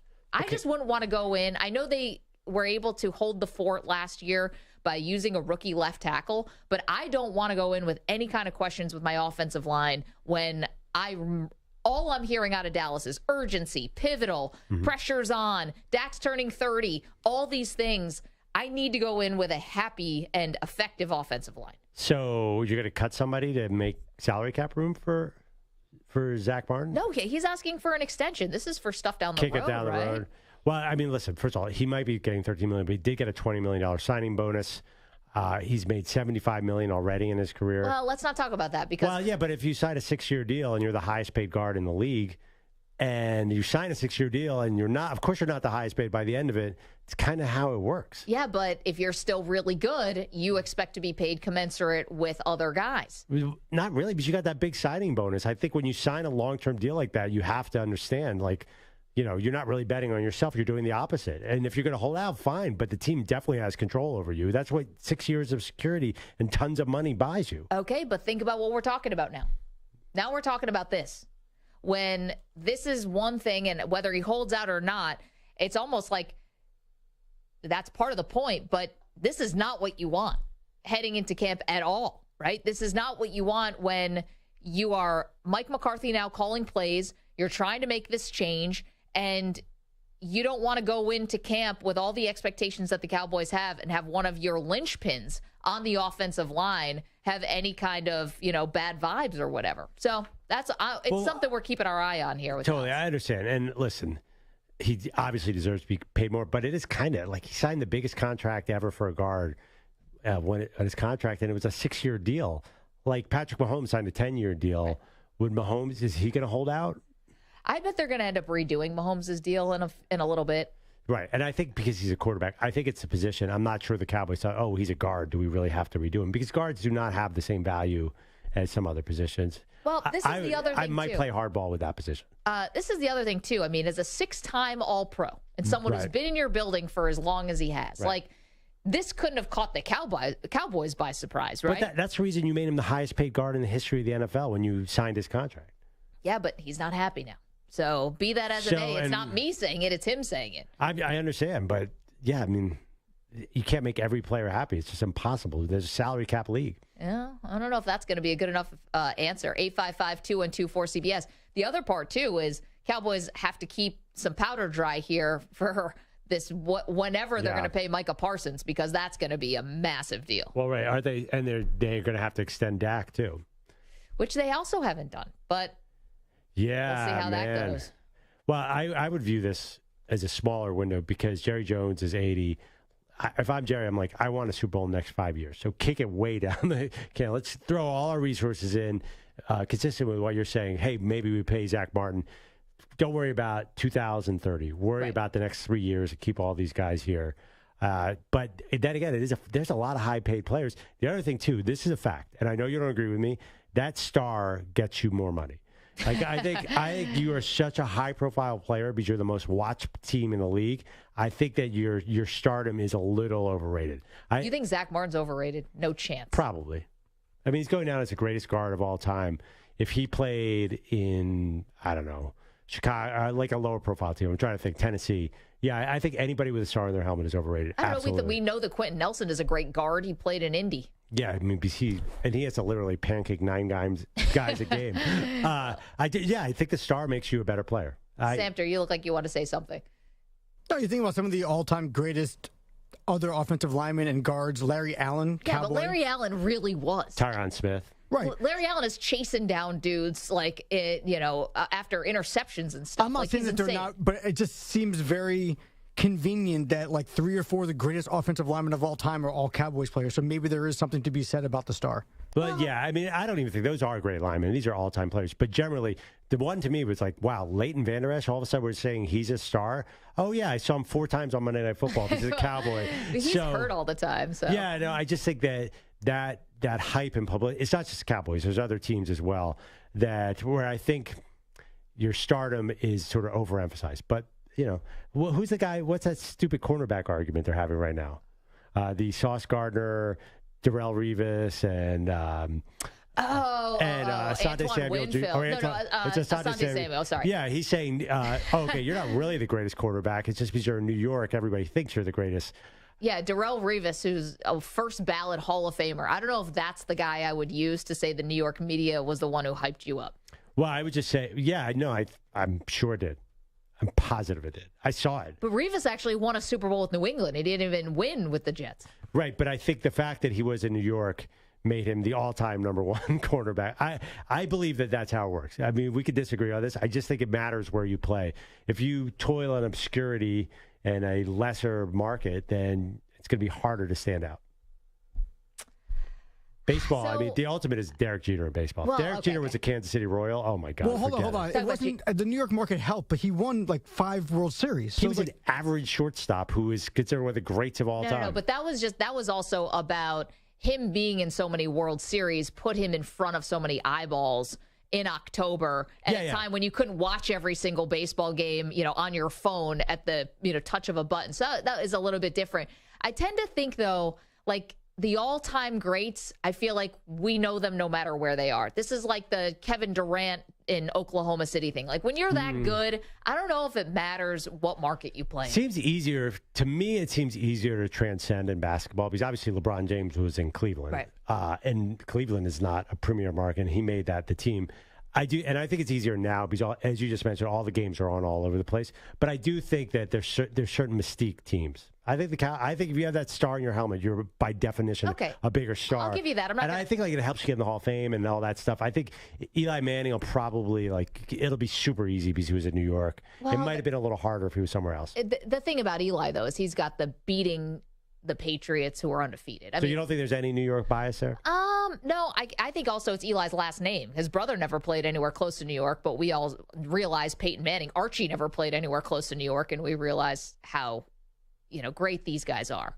So I think Eli, it's the last name, like their royalty in football. Wait, you're doing the same thing you did in LeBron Jordan. You're deflecting my questions with another question. Do I think the New York media will help Eli Manning? No, do you think playing in New York will make it easier for Eli Manning to get in the Hall of Fame? No. I think what he did in New York is why he's going to the Hall of Fame, and because he's a Manning. So if Eli Manning had won a Super Bowl and it wasn't beating an all-time great Patriots team, I don't think the resume is as good because he never had another playoff win outside of those 2 runs. Right. So I think the debate with Eli, if he had done it in Seattle and not New York, would have been harder to get in the Hall of Fame. And I think it's a legit debate. I think a lot of people think that the New York helps. Yeah, but listen, you win 2 Super Bowls as a quarterback in this day and age, you're probably getting in. You're probably getting in. But Eli's getting in probably first ballot. And maybe he deserves it too. I'm not anti-Eli. I mean, Eli basically finished his career with a 500 record. Yeah, but the guy is. I'm pro Eli. I think he knew how to win at the right time. I mean, I give him a lot of credit for that. Yeah, but he had a couple playoff stinkers. That's for sure. Let's go to Robert. He's in New York.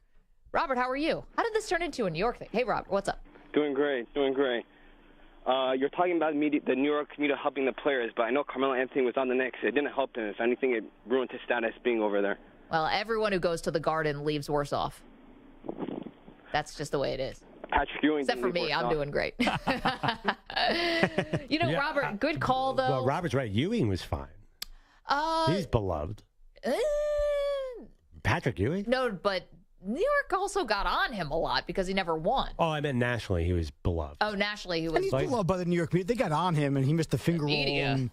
But, I mean, he went to 2 finals, and he probably should have won one of them, at least. But Carmelo became sort of a national punchline in New York. I think nationally, Carmelo I think a lot of guys have become punchlines in New York. Steve Francis and Steph Marbury, all those guys who went there at the end of their careers and did nothing. I think it's quite frankly, like, your successes might be lauded more, but your failures, man. I mean, how about if Zach Wilson played in any other market? Would anyone be calling him, like, the worst player of all time? Well, that's why, like, you look at the Daks or the Jeters, the ones who we pump up because of where they're playing, but also with that, in those markets, like with the Cowboys or in the New York markets with the Yankees, when you succeed, you're a legend. You're a hero. Michael Irvin and Troy Aikman. I mean, Troy Aikman's numbers aren't great, but he won 3 Super Bowls for the Cowboys. He's an all-time great. Yeah.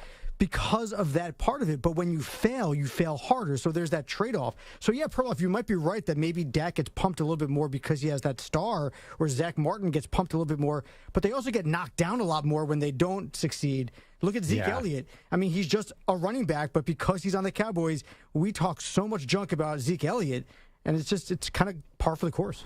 I mean, there's also the ads, too. I mean, Dak's in your face all the time. He has Oikos, he has Sleep Number, he has this and this. Because once you're the Cowboys quarterback, all the national commercials are yours. Yeah. Romo didn't have a lot, though. Romo does the Corona thing now. Now he has more. Yeah, he has more But I now think after Romo the might have fact. turned some of those down. I don't know. I'm sure he did. He was turn them popular. down. But again, I am probably overstating this because in this day and age, things have become more national. All the games are on. People have Sunday ticket. Also, you have access to stats in a way that we didn't before, right? Where it's like you can really see, and because of fantasy football, you can really see who the best guys are. Maybe not guards, obviously, but when you're talking about skill position players and things like that, like, you're just looking for the best guy. Well, Pro Football Focus, when it comes to offensive linemen, that's the only way I can look at offensive linemen is PFF. That and D linemen, it's PFF. And even they'll admit they're not perfect either. No, but they're actually watching game film and giving grades as opposed to just statistical analysis, which always hurts those linemen. And Zach Martin is always at the top of the Pro Football Focus numbers. 855-212-4CBS, 855-212-4227. We got a momentous day coming up in sports history today. Who knew? Also, Perloff going against the grain. We have that for you. Next, we get back to our great debate series, Jordan versus LeBron week. Today, we're debating who's the better teammate. Monday was athleticism.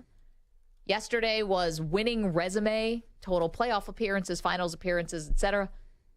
And today, teammate. Who made their teammates better? LeBron, Jordan,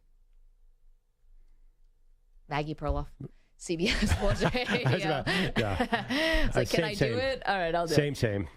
So glad to have you. If you miss any part of the show, you can always download the Maggie and Perloff podcast. We do podcast-only segments there, which is great because we really fly off the handle. That's all there for you on the Maggie and Perloff feed. Go subscribe wherever you get your podcasts. Of course, you can watch the show, youtube.com/CBS Sports Radio. Come on in, say hi to the Weedos. By the way, one quick thing. So I realized, Perloff and I both realized something today.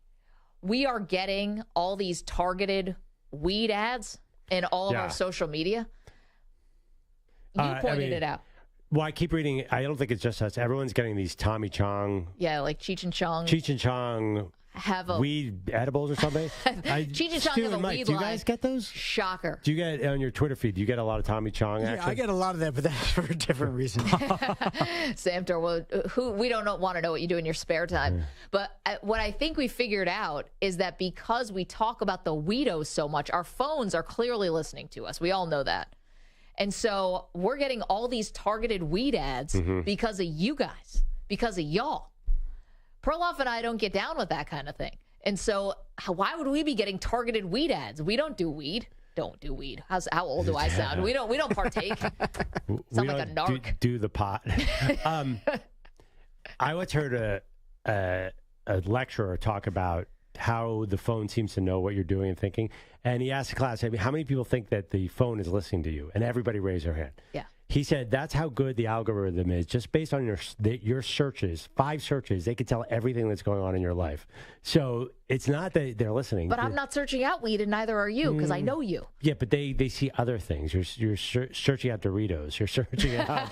I'm searching out late night delivery snacks. I don't know. I think everybody's into weed now, right? It seems everywhere on the streets. I know, but specifically you aren't, and I'm not, and yet we get all these weed ads targeted our social media, and I think it's because we say the word weed so many times a day because of the weedos. It's not, Maggie. But you know what ad I get on Facebook, by the way? What's that? Some version of Lululemon pants. It's not Lululemon pants. The off-brand? Yes, the off-brand. I keep on getting marketed pants that aren't quite sweatpants, but are a little bit formal, so you can wear them to work. Oh, they know you're a dad. Yeah. Well, they know every middle-aged man wants to wear sweatpants, and they're like, well, we're going to help you achieve this life goal. So I get weed on Twitter, sweatpants on Facebook.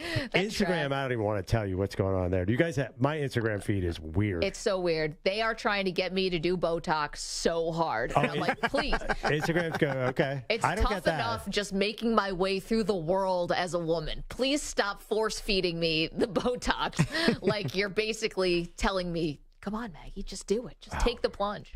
I had this Instagram phase where all I was getting was Ben Simmons highlight reels, and there's only like 2 of them. So I almost went off the platform. I'm like, this is harassment. This is worse than Facebook stealing an election. I was so sick of it. But they're trolling you like Joel and Bede.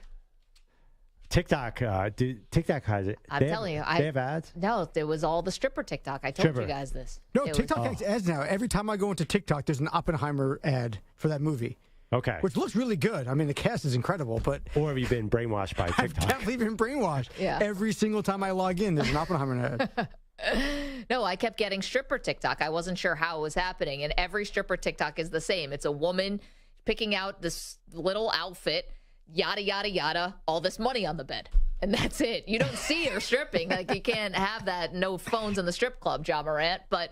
That's all. It's the same one each time. It makes it sound great. I think part of it is somebody who's using our TikTok account keeps liking the wrong videos. I don't know who it is. It's funny because there's only 4 people in this world who have the login to our TikTok. And it's Perloff, me, Lucy Perloff, who's 13, and middle-aged Mike Safter. Yeah. Who do we think is liking the strippers on TikTok? Yeah. Maggie, you really need to get your priorities straight. Come on. How dare I? 855-212-4CBS, 855-212-4227. Coming up, Perloff goes against the grain. I've been saying it. We're going to do it. He's going to do it. We're going to do that next. Don't move. Maggie Perloff, CBS Sports Radio. You're in a 5-minute break.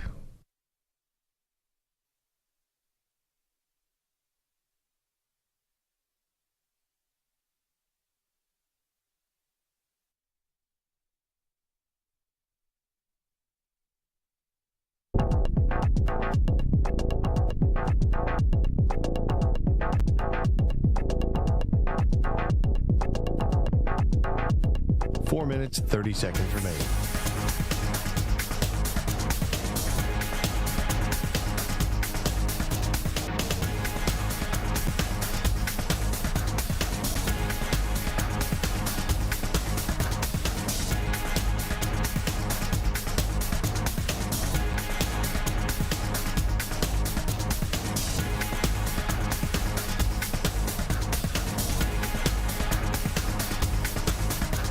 Four minutes remaining.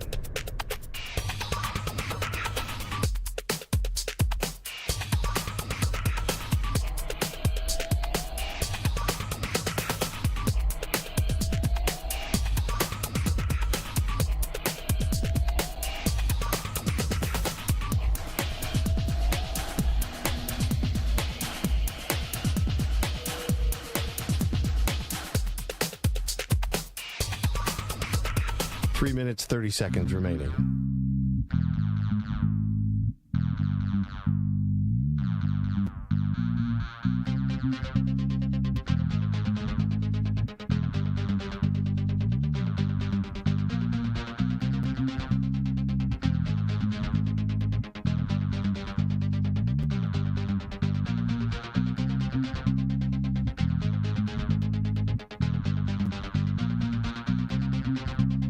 3 minutes remaining.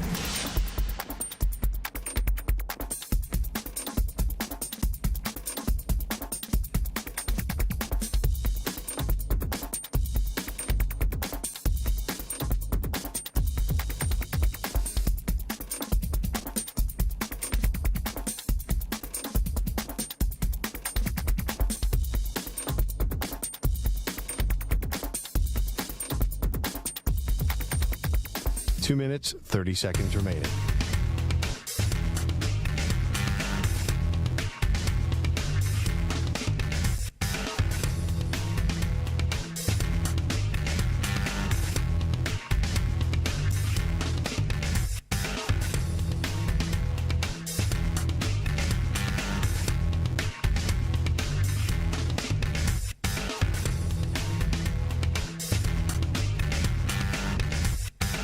Two minutes remaining.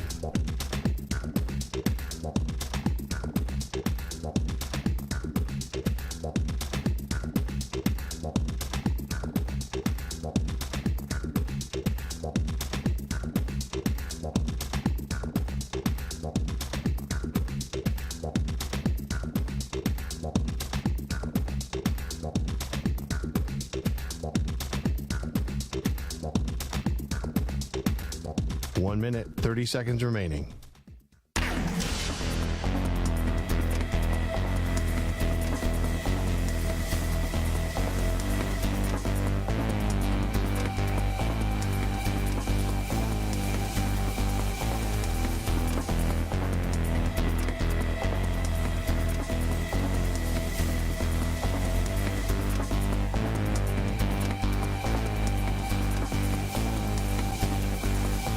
Minute remaining.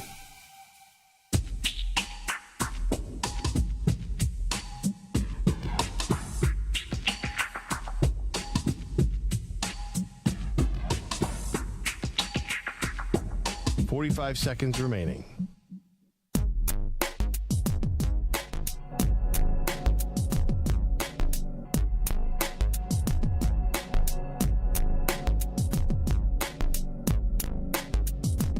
Seconds remaining.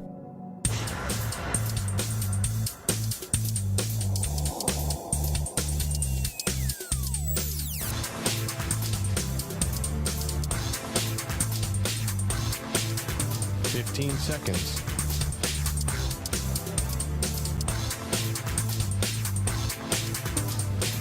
Break ends in 5 seconds.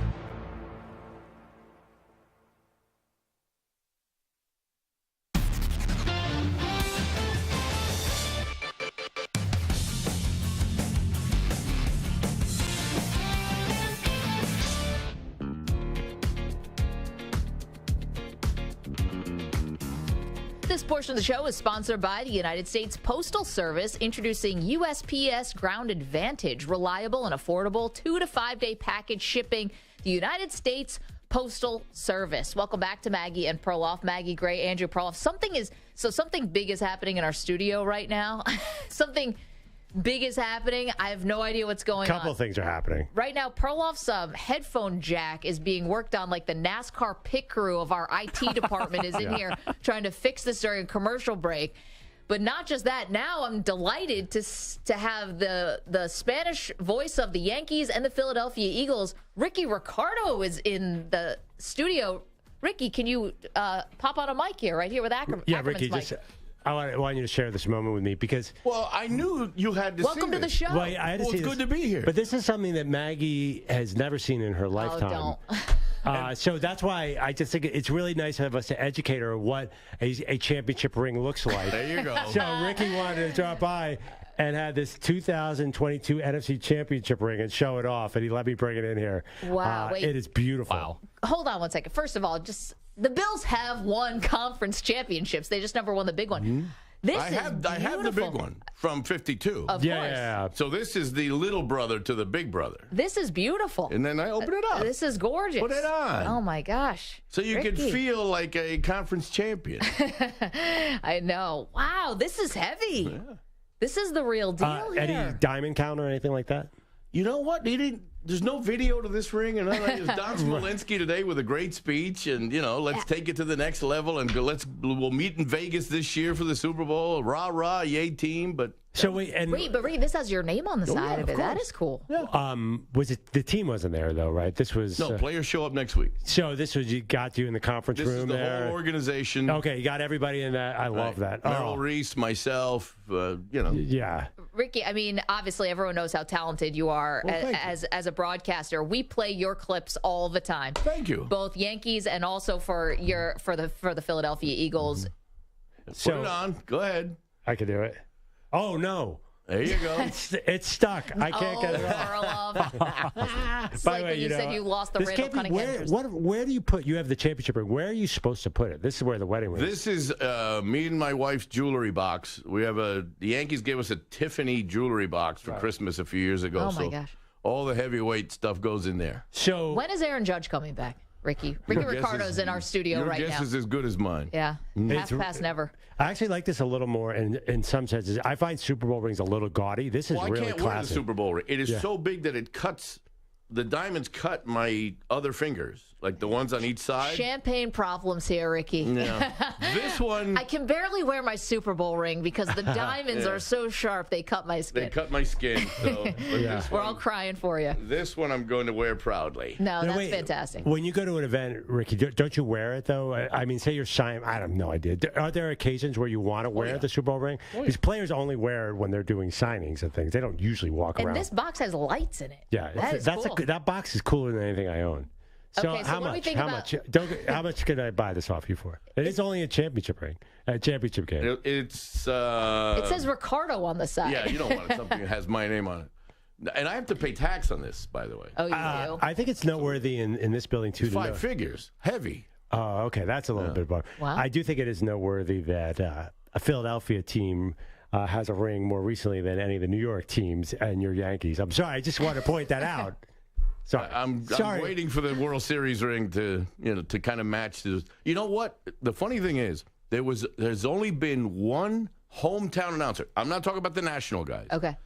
But hometown announcer, there's only been one that has gotten a World Series ring and a Super Bowl ring for his respective teams. And I believe he may have passed. Bill King in the 70s was the voice of the Oakland Raiders and the Oakland A's. Oh, wow. Oh, okay. So he had a Raiders Super Bowl and an A's World Series ring. If the Yankees can come through for me, I will be numero dos. Wait. Well, now we're kind of pulling for the Yankees because we're pulling for you. That can't be true. You're saying there's never been a primary announcer for a baseball team? Hometown announcer that was the primary voice of both the football and the baseball team. Like I grew up with Harry Callis did the Phillies games, but I guess he didn't do the Eagles games. I don't know. This is very rare. Yeah, Bill King was. I've done the research on this. That's really cool. cool. Bill King was the voice of both the Raiders and the A's when they won World Series, and they won them within a year or two of each other in the early 70s. The A's had those great teams, and the Raiders had very good teams. And I believe Mr. King is no longer. If he is, I'm sorry, Bill, but I believe Mr. King. So walking this earth, if the Yankees can come through for me. Jack Buck didn't have a football team? No, he was the national guy. He was the national guy. Yeah, not local. There you go. That's really cool. Ricky, you have made Perloff's day today, and that is very important. I figured I'd brighten him up. And very make him special day for Perloff. Did you get all the photos that you needed, sir? Yeah, am I allowed to tweet out? I'll say that you lent it to me so the Eagles don't think that I came down and stole it. Just make sure you say, I'm giving it back to him tomorrow. I gotta go. Ricky, thank you so much. Ricky Ricardo. Listen to Ricky Ricardo, Spanish language broadcast on both the Yankees and also the Philadelphia Eagles. We must do Against the Grain. We promised it. Here it goes.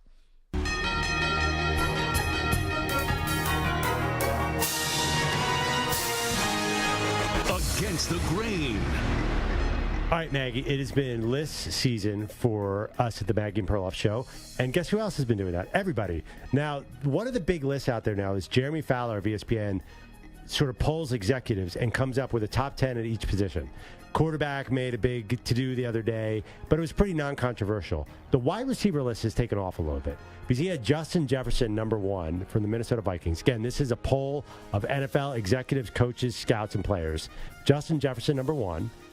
Okay, I could maybe see it. I see the argument. Okay. Devontae Adams, number 2. Jamar Chase, number 3. Excellent. And then Tyreek Hill, number 4. My immediate reaction to this list is like, I don't know if any of those receivers above Tyreek Hill are better than Tyreek Hill. I'm not sure. I would put Tyreek Hill number 1 on this list. I know he's a lot different than those guys. Yeah. Those guys are tall, line up outside. But is Justin Jefferson really a better weapon than Tyreek Hill? Man, that is tough. And I tell you, just look at the numbers. Last year, Jefferson did lead the league in receiving yards. But Tyreek Hill was second. He was second. And missed his quarterback for most of the year. His numbers with Tua were unbelievable. He was on track for 2,000 yards with Tua. So I think he's going to get close to that this year. I think he's got the production. But here's the thing about Tyreek Hill, and you know this because you're a Bills fan. He's just so unique. He does something that's so different than every other wide receiver. I think it puts him in a class ahead of the tall guys. I mean, Devontae Adams, unbelievable. Jamar Chase, unbelievable. But Tyreek Hill can take a 6-yard pass and make it 80. It's the yards after the catch. It's just, it's crazy. Like, he can catch the bombs, and, he's outrunning everybody. So as long as you have a quarterback with a big arm, you're going to be fine. And also, you're right. He catches, like, the 5-yard slant, and all of a sudden he's, 25 yards down the field. And also, the other way is Devontae Adams is 30 now. Is he still the number 2? I mean, Stu. He's still He had a really good year last year. Yeah, he was. And like the Raiders didn't have a good year, but he still had a good year. Man, let's hear that. Can we hear that Tyreek Hill sound? This was Tyreek Hill. He was on his own It Needed to Be Said podcast.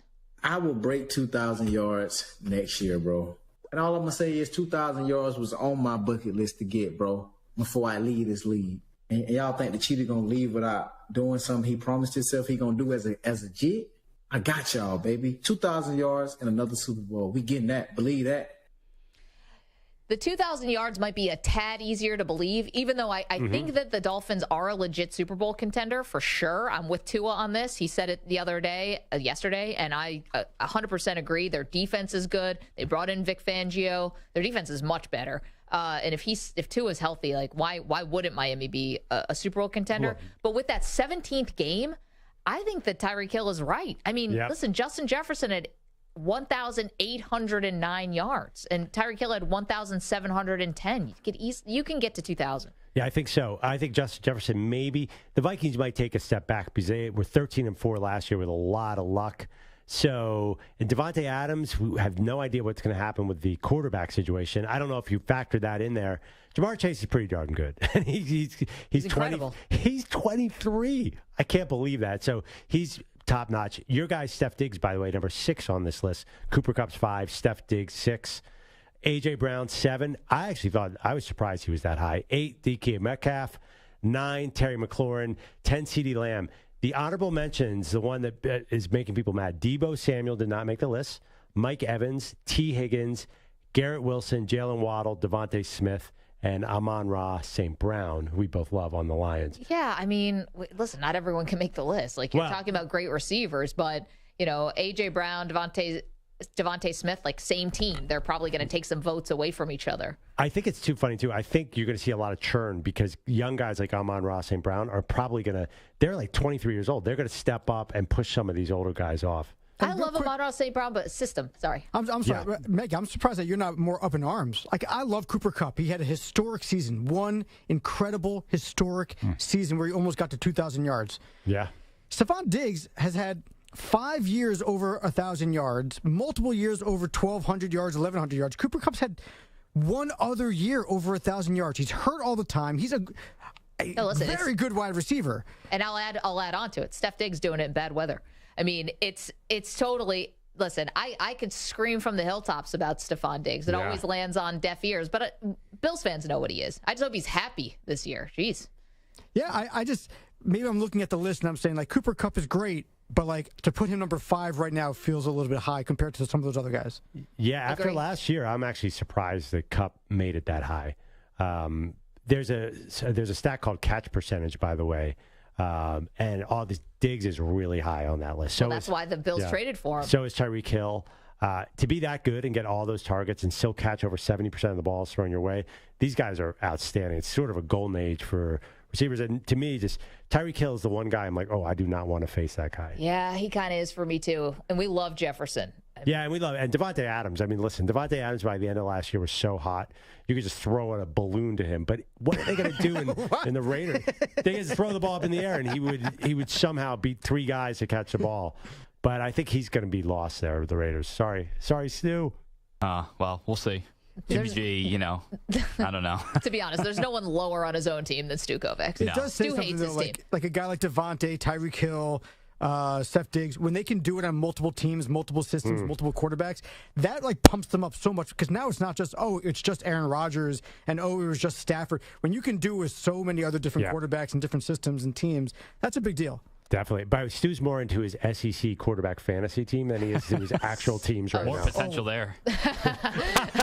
Maggie didn't sleep last night because of it. I kept thinking, how is Ty Simpson going to win this quarterback battle? By the way, the Twitter consensus says that Maggie won the draft so far. You want to know why? So do you want to quickly name our teams? I know we got to get to our update here. But we can quickly name our teams on our SEC quarterback draft from yesterday. The reason why people were with me is because I had the number 1 pick and I took Jaden Daniels. So I have Jaden Daniels, I have Connor Wegman, I have Spencer Rattler, and I have Ty Simpson. Well, you have 3 starters. I have 2. But I don't know if Simpson, where is he? Is he second on the depth chart? Is he third? I have no idea. I wanted Connor Wegman all day. I had him circled. But somebody left me Will Rodgers, and he had 39 touchdowns or something last year, so I had to take him, even though Mike Leach has passed at Mississippi State. So I love your Connor. You have 3, and Spencer Rattler might win the Heisman. We have no idea what he's going to do. Name your team. So my team is Joe Milton. I mean, that's a good one. He's the MVP. Then I have Will Rodgers, Tyler Buckner, and Jackson Dart, who doesn't even he probably will start week 1, but yeah, we have all these platoon guys, and you're set. Who's your team, Mike? Yeah, my team is all platoon. Well, I got KJ Jefferson, who's going to have the best year of anybody. He's going to dominate. Spencer Sanders, I think, is going to be awesome for Ole Miss, but again, with Dart. Jalen Milroe, I think, is the guy, but we don't know. And Brady Cook, who I know literally 0 about. But Mizzou always seems to put up points, so that could be good. Sam had never heard of that guy until yesterday when he was never cramming. Heard of him until I had to go through the entire list. I'm like, do I pick a 4th-string quarterback or Mizzou guy? Brady Cook sounds like if you're going to make up a name for a Missouri quarterback, Brady Cook. By the way, KJ Jefferson lost his offensive coordinator as well. I don't know. Pittman's pretty decent. Stu, who's your team? And I have Carson Beck, Devin Leary, Peyton Thorne, and Graham Mertz. I know. We all kind of sneaky like Stu's team. Wasn't Graham Mertz starting in college football like 1993? Feels like it. Definitely. Right, so for Graham Mertz, you get 4 points for every interception? Is that what your plan is? 855-212-4CBS, 855-212-4227. All right, what did Patrick Mahomes have to say about repeating as Super Bowl champs? We've got that for you. Don't move. More Maggie and Perloff after this CBS Sports Update with Rich Ackerman.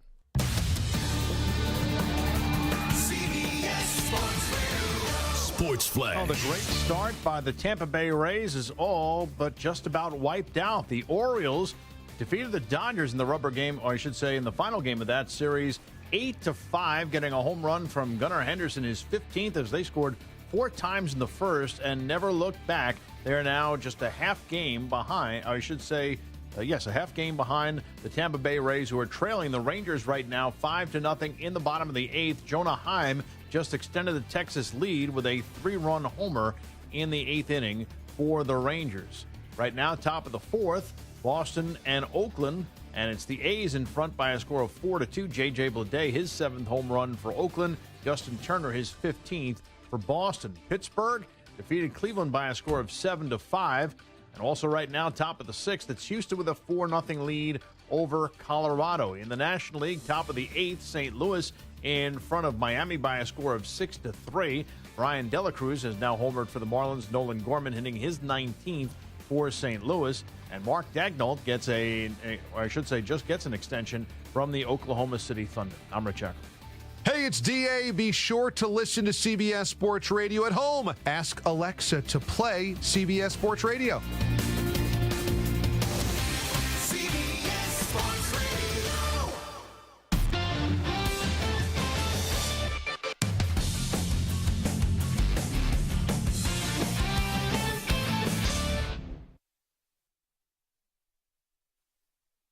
You're in a 5-minute break.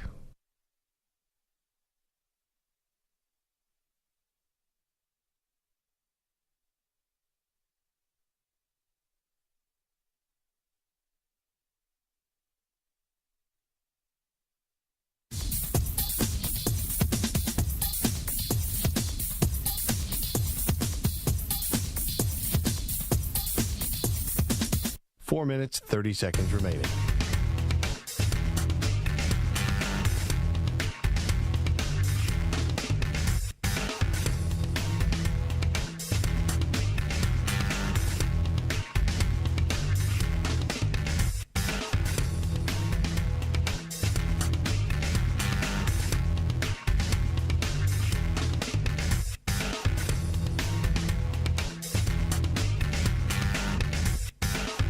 Minutes remaining.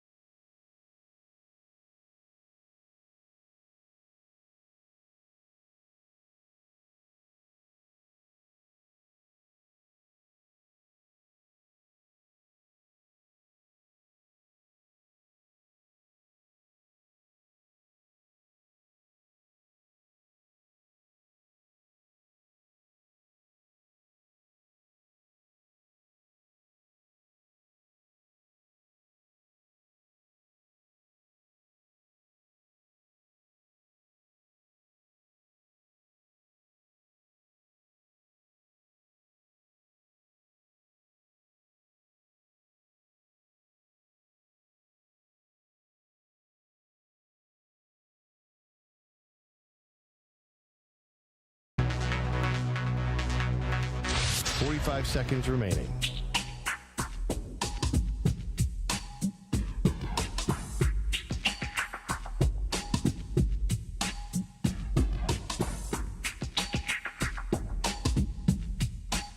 Seconds remaining.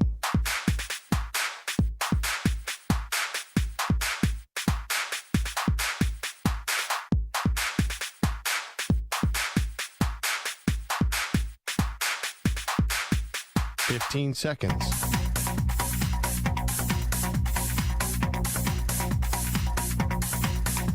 Break ends in 5 seconds.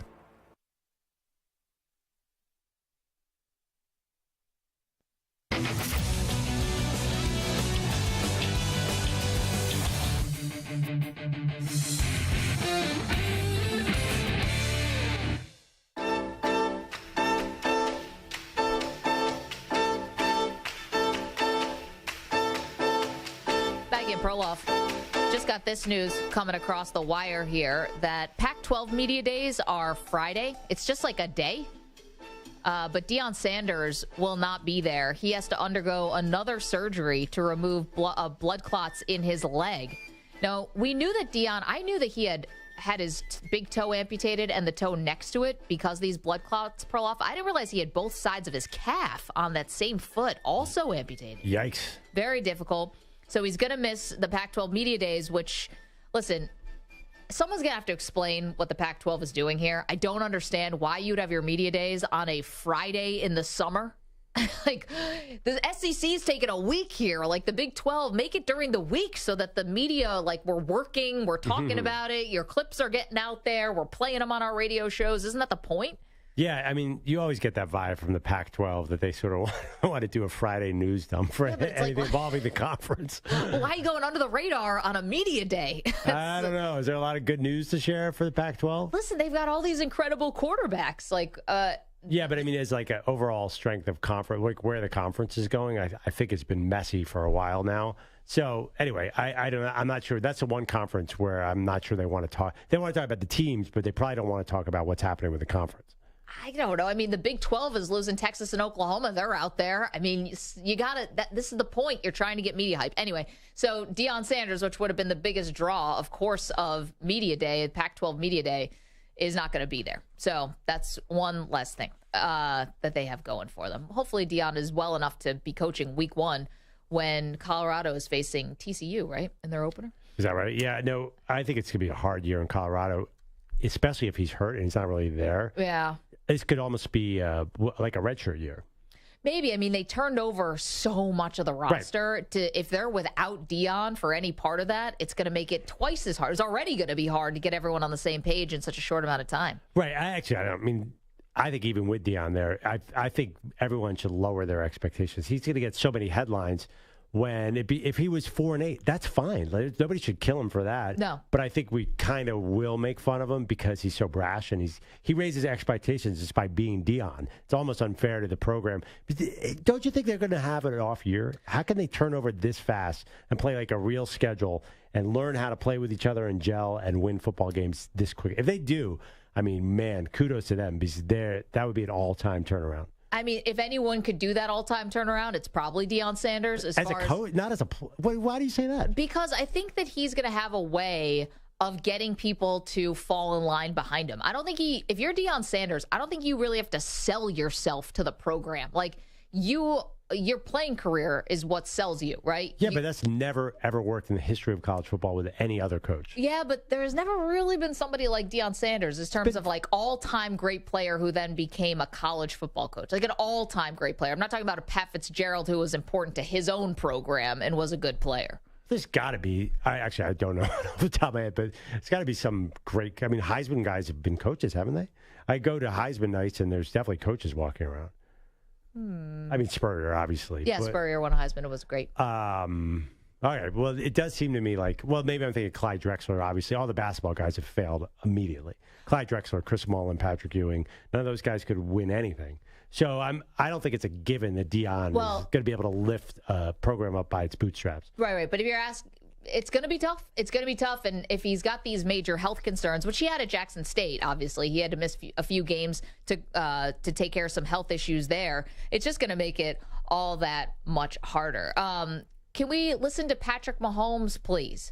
You know, actually, we don't have enough time. I don't want to do that yet because I don't want to start it and then we're not going to be able to finish it. I do want to talk about, as we're talking about college coaches, did you see, so Nick Saban is making this baking cake analogy about why he hasn't picked a quarterback yet, Perloff, and because the cake's not ready, you don't want to take it out too quickly. He said carrot cake was his favorite cake, and you had a problem with that. No, I just think if you have all the cakes in the world in front of you, I like carrot cake, but you're taking that over chocolate cake, birthday cake, every kind of cake. It struck me as weird. I think carrot cake is deceivingly high on the list. I think a lot of people would say yes because, first of all, carrot cake, pain in the butt to make. So it's always like you're never going to make that at home. You always want to buy it or order it when you're out. And so it makes it always like a special occasion to have a carrot cake. So if you're looking at a dessert menu, you're going to splurge. And you have carrot cake there and, say, chocolate lava cake. Well, I know. I'm a key lime pie person. Oh, so that's a whole other debate. Key lime pie is not a cake. Oh, say it was, though. It's cut in a triangle. A hamburger's on a cake. Say it was. All right, cool. I like hamburgers. No, but it's like it's cut in the same. You're getting served the family. slice. Thank you, Stu. It's pie. Whatever. It says it in the name. I know, but I'm not gonna die on that hill. If we're talking about a triangle-shaped dessert, Samter apparently is willing to. I think carrot cake's pretty high. It's good. The cream cheese frosting, it's delicious. It's not over sweet for people who don't love like a real sugar bomb. Yeah, it's funny though. Number one, it just seems. This is someone who watches the Weather Channel for fun. Nick Saban liking carrot cake is way on brand. I don't know. I didn't find it that weird. Okay, I got a list of Heisman winners who coached. Okay. Eddie George has just taken over at Tennessee State. So you got him. See how that goes. You got the old ball coach, Steve Spurrier. Right. Pat Sullivan, 1971 winner, coach for years. John David Crow, 1957 winner. Yeah, you're going coach. Backwards here, Frank bro. Sinkwich, 1942. Oh, yeah. Frank. Frankie. Johnny Lujak, 47. Oh, yeah, of course. Say casually. Josh Heupel came in second. I do know that. And he's a really good coach. Not quite Deion Sanders as far as the star power goes. Yeah, exactly. But Tebow's got to coach at some point and give Deion a run for his money. Why isn't Tebow a coach? I guess Why would he be? Yeah, you don't think he wants to waste his time sitting and watching film? Coming up, the latest from Nick Saban. We have a man, boots on the ground. Josh Pate's going to join us, CBS Sports HQ college football analyst. Had a sit down with Kirby Smart, has been all over SEC Media Days. We'll talk to him and get the latest from Nashville in just moments. Don't move. Maggie, Perloff, CBS Sports Radio.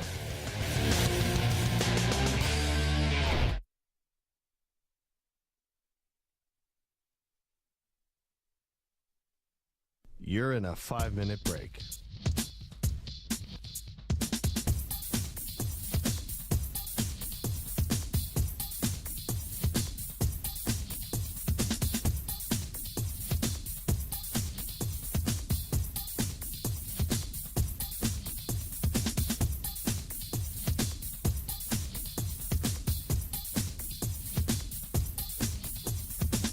Four minutes, 30 seconds remaining.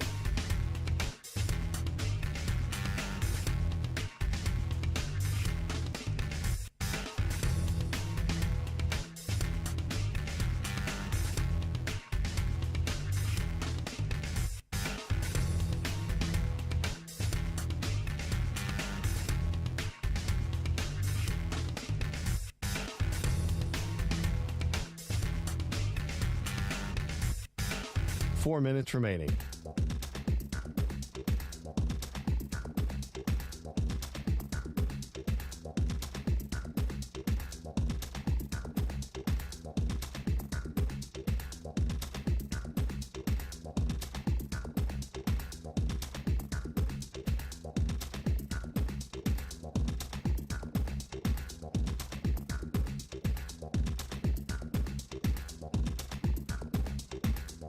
Three minutes, 30 seconds remaining.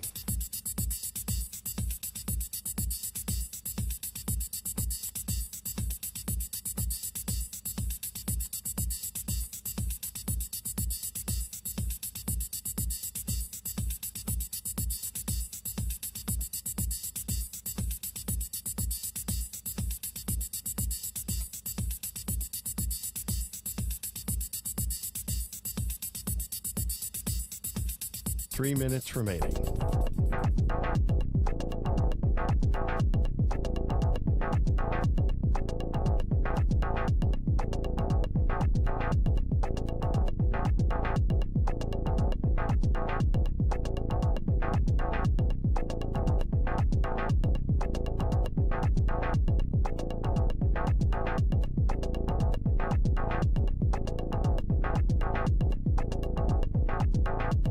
Two minutes, 30 seconds remaining.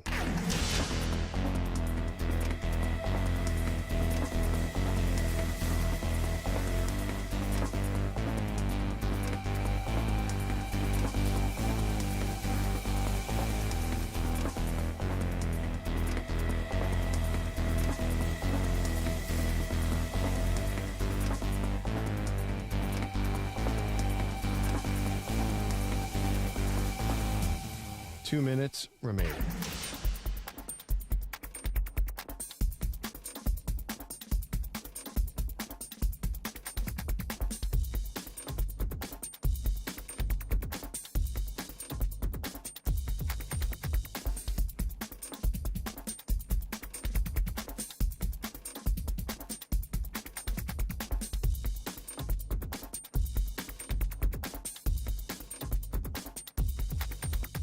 1 minute, 30 seconds remaining.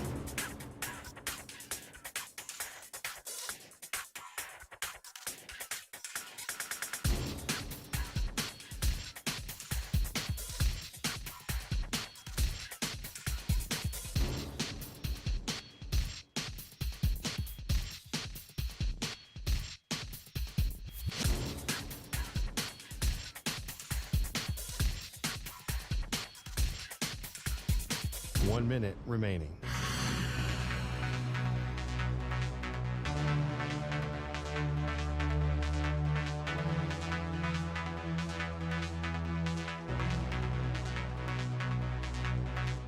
Forty-five seconds remaining.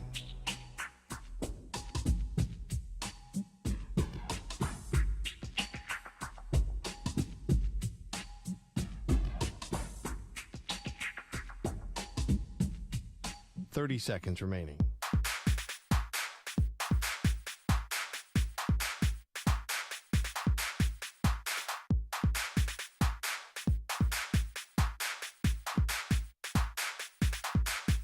Fifteen seconds.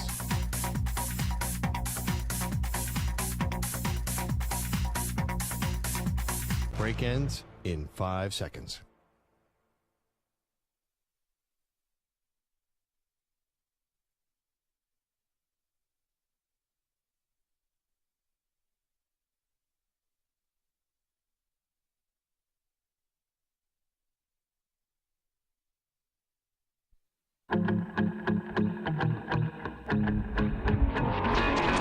We hit 1,000 new YouTube subscribers, and that was the deal. Once it got done, we were going to destroy the Carson Wentz poster. All right, Guidos, Purple Drinkers, this is for you. Yes. She did. Yes. All right, now Perloff, here you go. Carson is not crumbled. Not going down. Okay, ready? I'm going to go like Office Space and do it sort of with the other end of the bat. Whoa, yeah. You just give it the rip? Yeah, rip it. Maggie can't rip it. I can't rip it. All right, let's both of us try. Okay, here, wait, you try. This thing is tougher than the actual Carson Wentz. They are Maggie and Perloff on CBS Sports Radio. Yeah, we are. Maggie Gray, Andrew Perloff, hanging out on this very busy Wednesday. SEC Media Days, Perloff, in full effect, and that's where we head now because Josh Pate is in Nashville. Of course, CBS Sports HQ college football analyst got late kick with Josh Pate. We're big fans. Josh, welcome to the show. How you doing? I'm standing about 30 feet away from the catering room, and I have not eaten all day. And so I will let you guess how I'm feeling right about now. This is how we would want to interview all of our guests. Hungry and wanting to get off the phone immediately. So fantastic. Yeah, Josh, I thought you were going to say I'm 30 feet from Brian Kelly or some So did quarterback. I didn't expect that. Well, we'll get you out of here into the buffet in just a moment, Josh. We got a couple questions for you. First, you've gotten some sit-downs with some big-time coaches, obviously. Brian Kelly, Nick Saban, Kirby Smart, just to name a few. Let's start here with Saban because he made the analogy about his quarterback competition about a cake, and I'm just going to bring up food things now to make you more hungry, but about a cake that's not done baking in the oven. What is he looking for at this point? Like, what attributes is he looking for one of these quarterbacks to separate themselves from the pack? It was a really good metaphor. And listen, I pride myself on metaphors. I thought it was a really good one. And what he said essentially was, man, I love cakes, but my grandma used to tell me I can't take this thing out of the oven before it's ready or it just turns to mush. And he's equating that to 3 starting caliber quarterbacks they've got right now. No one really knows, including him, whether one of them is capable of taking them all the way. But here's what they're looking for. It's very simple. Don't turn the ball over. And I know practices are closed to the public, but there's some loose lips every now and then around those programs. And all I kept getting from Tuscaloosa this spring was, they think Ty Simpson is the guy, but he won't take the job. He keeps turning the ball over. And we saw Jalen Milrose start for him last year. The staff was confident. The 2 games he goes in, he's kind of deer in the headlights every now and then. So they want a guy to do what they can't make them do. They want a guy to take the job. And in lieu of that happening, you're still looking at a cake with 20 minutes left to go on the timer.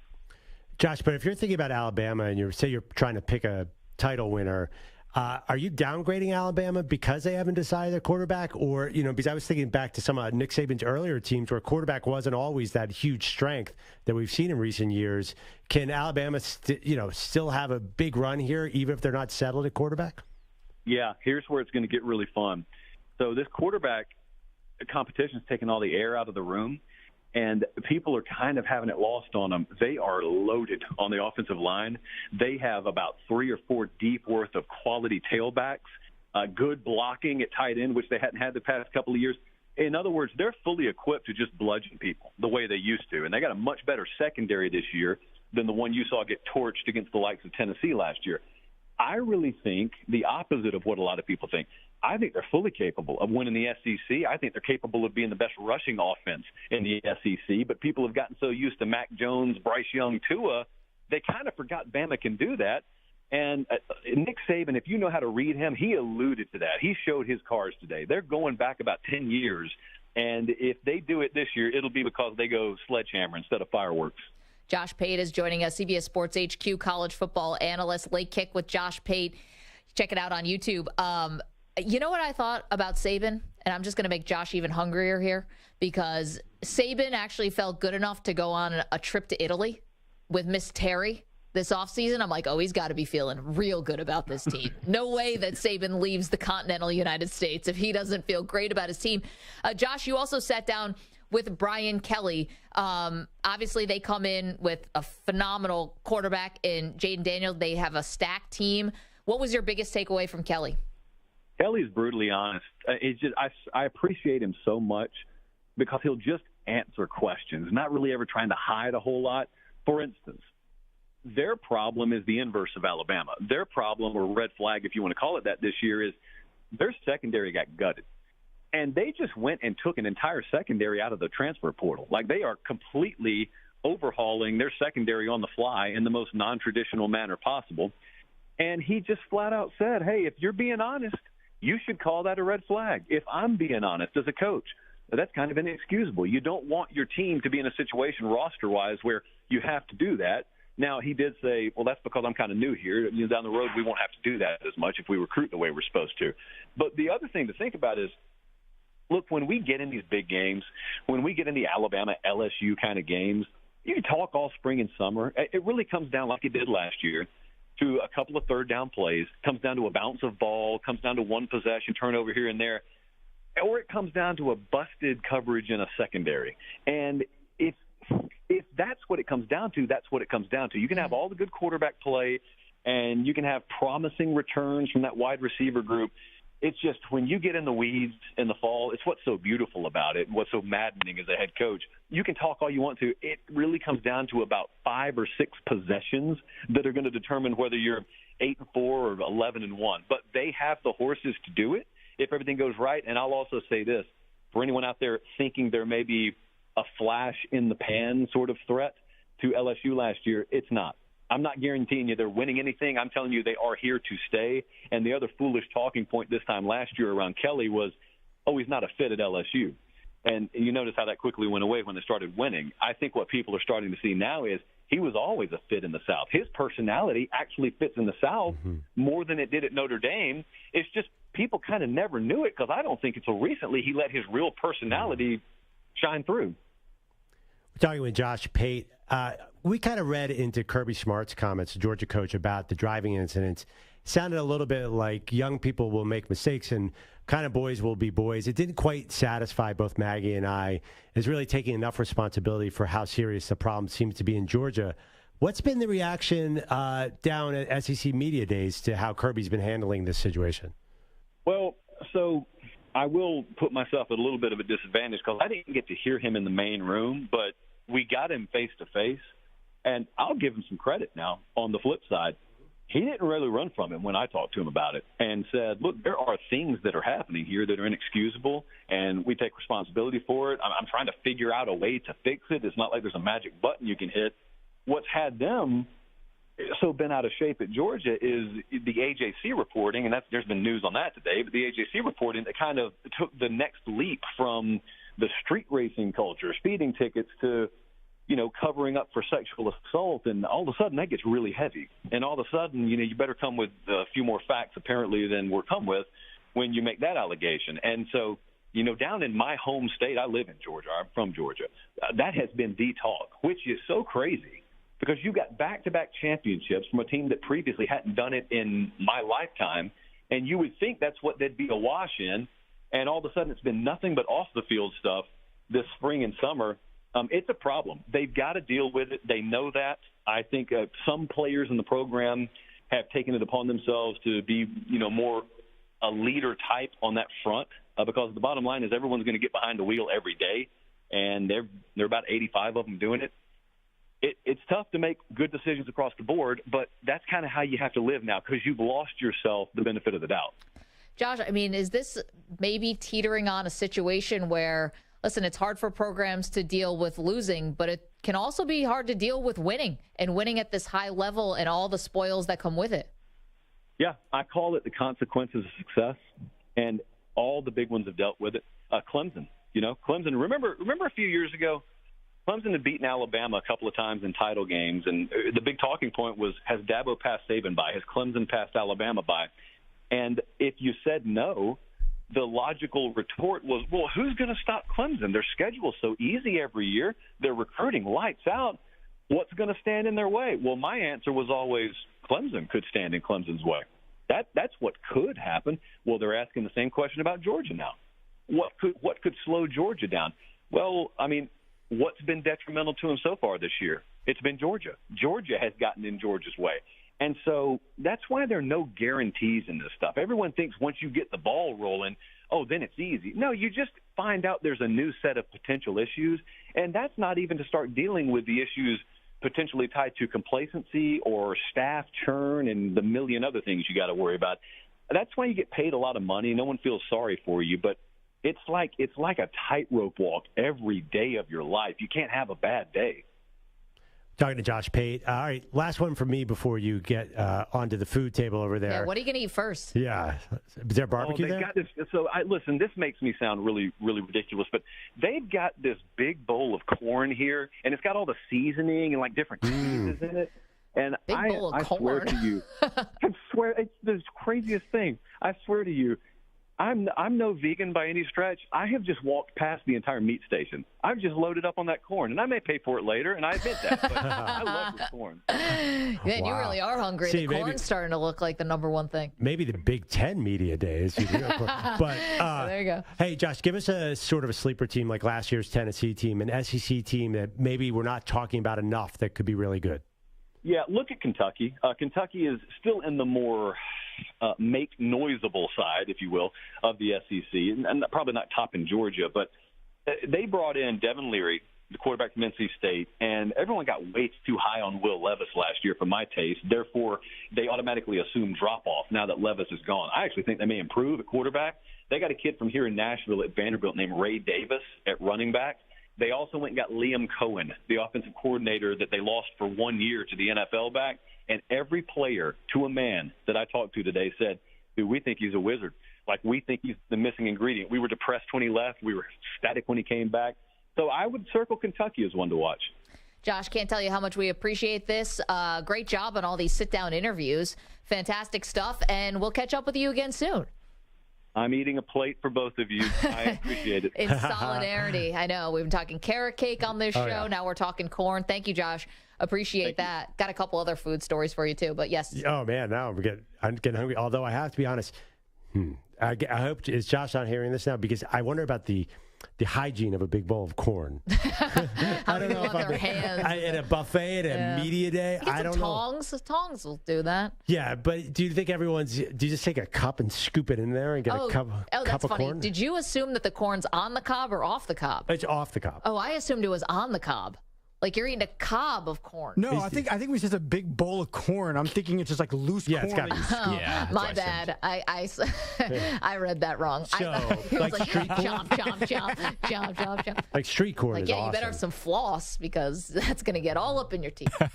No, big bowl of corn probably makes a lot more sense. Sorry, they don't let me out much.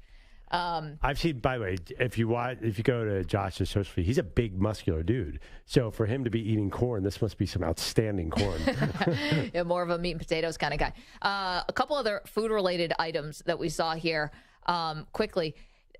Samter, you brought this to our attention. They're naming a hot dog after Victor Wembanyama. I mean, you know that he's made it when you got a hot dog after you. Is that a compliment?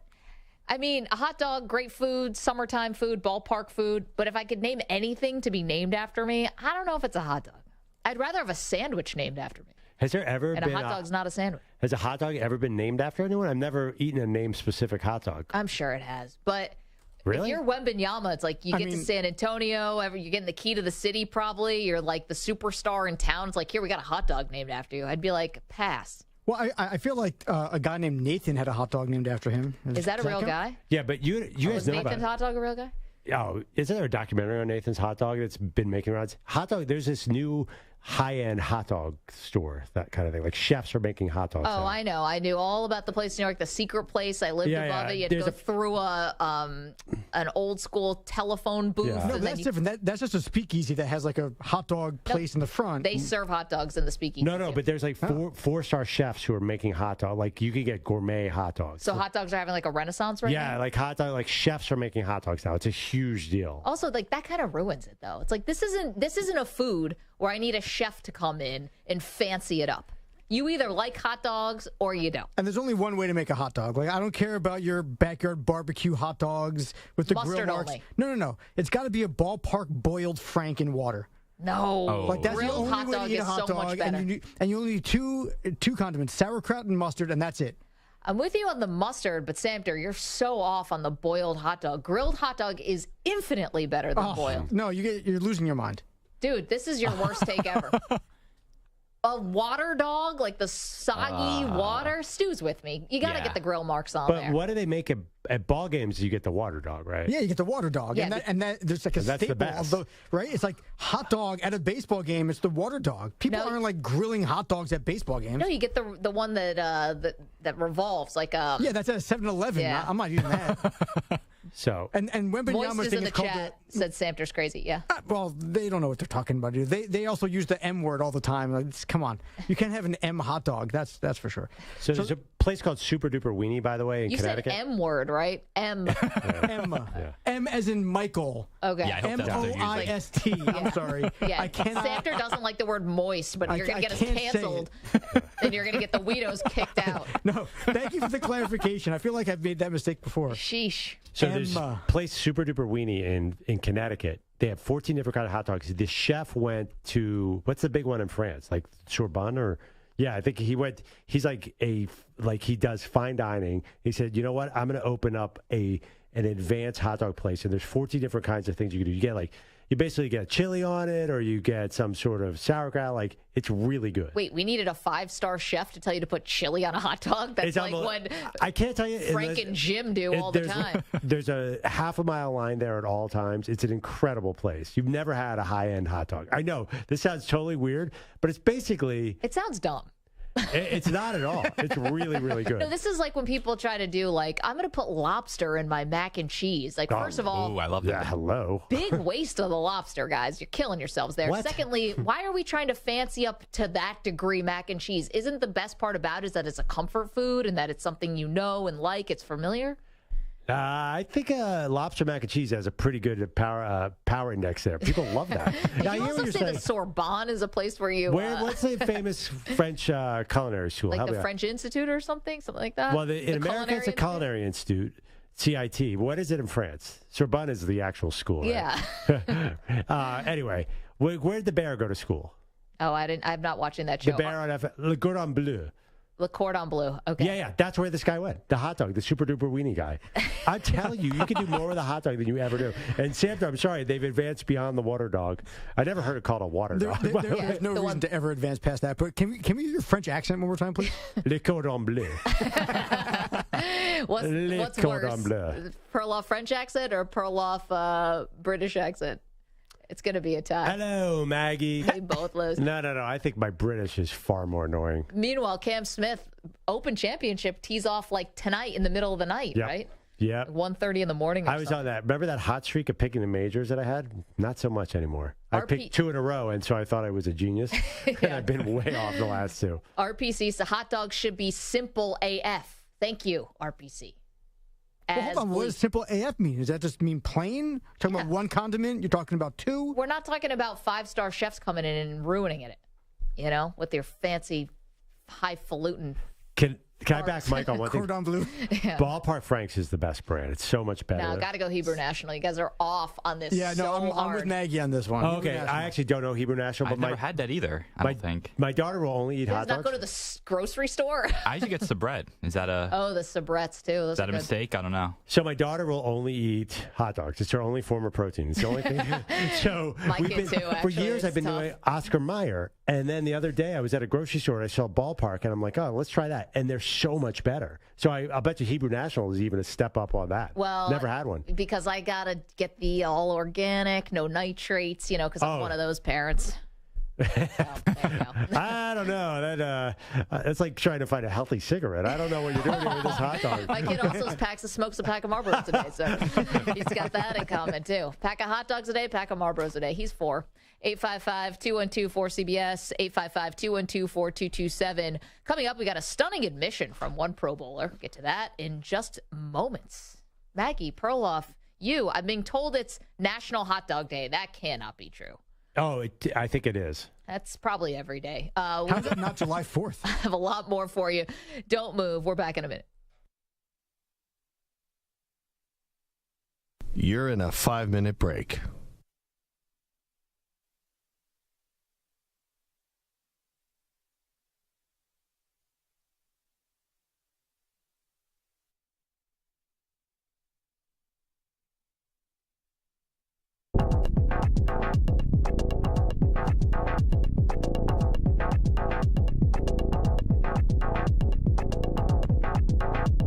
Four minutes, 30 seconds remaining.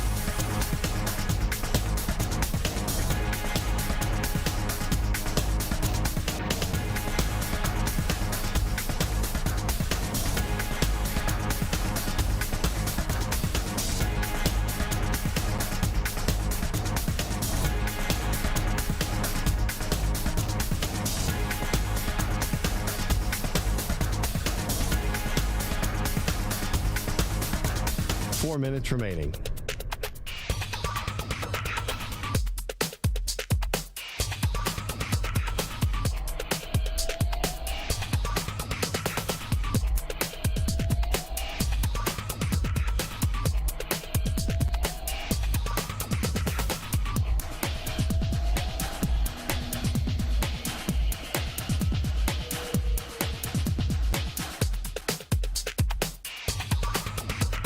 Three minutes, 30 seconds remaining.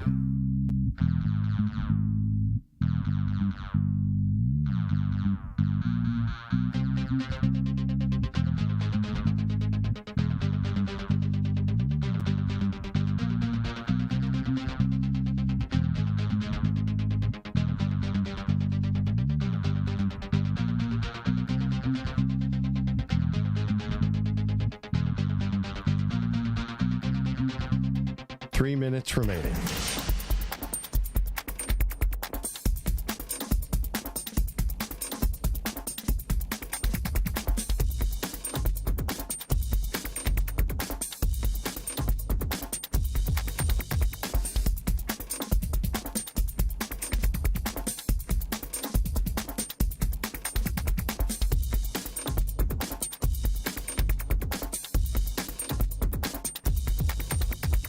Two minutes, 30 seconds remaining.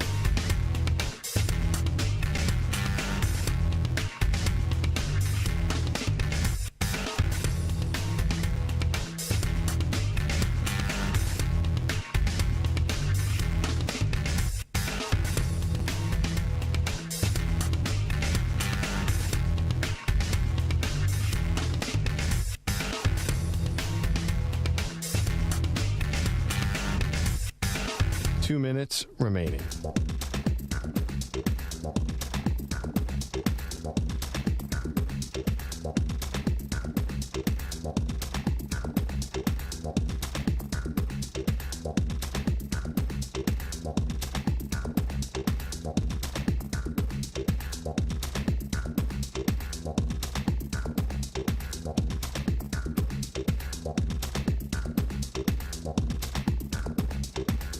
One minute, 30 seconds remaining.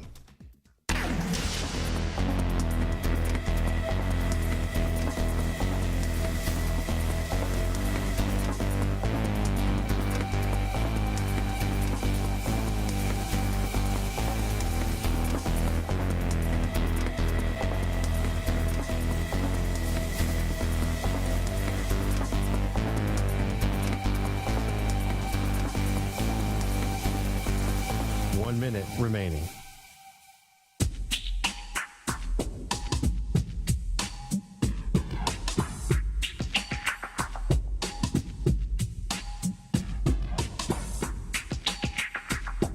$45 seconds remaining.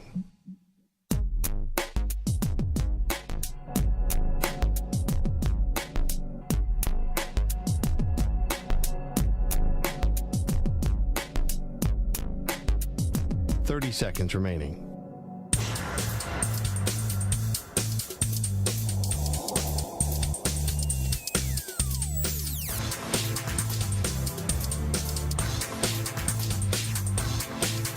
$15 seconds.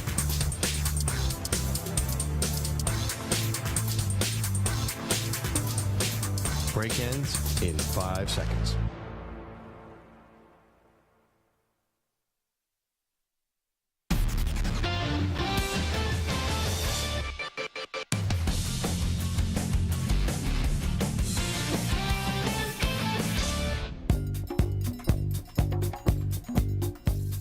Welcome back to Maggie and Perloff. The 90s theme around the world seems to continue. Everything's a 90s throwback now, right? Did you say were you invited to a 90s party? Yeah, I can't go. It's next week, and I'm bummed. Yeah, so, and obviously we have news that actually dates back to the 90s that is now current news involving Tupac. Yeah, and that is our Ask the Pros question today. It's brought to you by O'Reilly Auto Parts, and this one comes to us from Luis in Las Vegas. Have you been following the twists and turns in the Tupac Shakur murder investigation? You can submit a question by tweeting at CBS Sports Radio or at Maggie and Pearl using the hashtag #AskThePros. Think O'Reilly Auto Parts for all your car care needs. Get guaranteed low prices and excellent customer service from the professional parts people at O'Reilly Auto Parts. Yeah, this one's wild. Like after, this was something that happened in 1996 when Tupac was shot. Now there was a search warrant that was executed today in Las Vegas where they're pulling out hard drives now from someone's home that they think could be a connection to the case all these years later. Unbelievable. I hadn't thought about that case as being like something that was still being investigated for years. And no, sports trivia question related to this. Yes. What was the boxing match that Tupac was leaving the night he was fatally shot? Ooh, okay. I think I know, but I could be totally wrong. All right. Well, you're either going to be extremely right or extremely wrong. It was definitely a heavyweight fight. I think it was Tyson Holyfield. It was Tyson. Oh, Tyson versus whoa. Okay. Yeah. Did Tyson fight Bo? No. It was Tyson. Okay. Well, hold on one second. It was later Tyson. 96 Tyson versus. Oh, geez, Louise. Anyone? Tyson. Wait, okay. Mike Tyson. He fought after Holyfield. Boo. I'm gonna hit myself afterwards. Who is it? The nickname, the Atlantic City Express, Bruce Selden. Oh no, I didn't know that. There you go. So that was who. Sports trivia question. What was the boxing match Tupac was watching? I was going to go Peter McNeely, the Hurricane. Yeah, the Hurricane McNeely. No, I believe that was when Tyson got out of jail. That was his first fight. Yeah. Listen, and Bruce Selden. Gave a tomato can to fight when he got out of jail. Yes. What was his nickname? The Atlantic City Express? Yeah. He brought it, Bruce Selden. Also, that Atlantic City Express, if you've ever been on it, nightmare. Very slow. It is the worst. That is not what I would want to be compared to if I was a professional athlete. Okay, let's get to some Saquon Barkley. Now, this is sound that was on the Money Matters podcast. Now, this sound is not from today or yesterday. It was from a couple weeks ago, but it's just being released today or yesterday. And here was Barkley on whether or not he would sit out. I could say F you to the Giants. I could say F you to my teammates and be like, you want me to show you my worth? You want to show you how valuable I am to the team? I won't show up. I won't play it down. That's a play I can use. Anybody knows me, knows that's not something I want to do. But, like, it's something that crossed my mind. It's like, I never thought I would ever do that. But, like, now I'm at a point where it's like, Jesus, like, I might have to take it to this level. Now, again, this was a couple weeks ago, I believe, from the Money Matters podcast. So I don't know if his thoughts have changed. I would imagine his only more bitter now that the deadline has passed and he didn't get a new deal.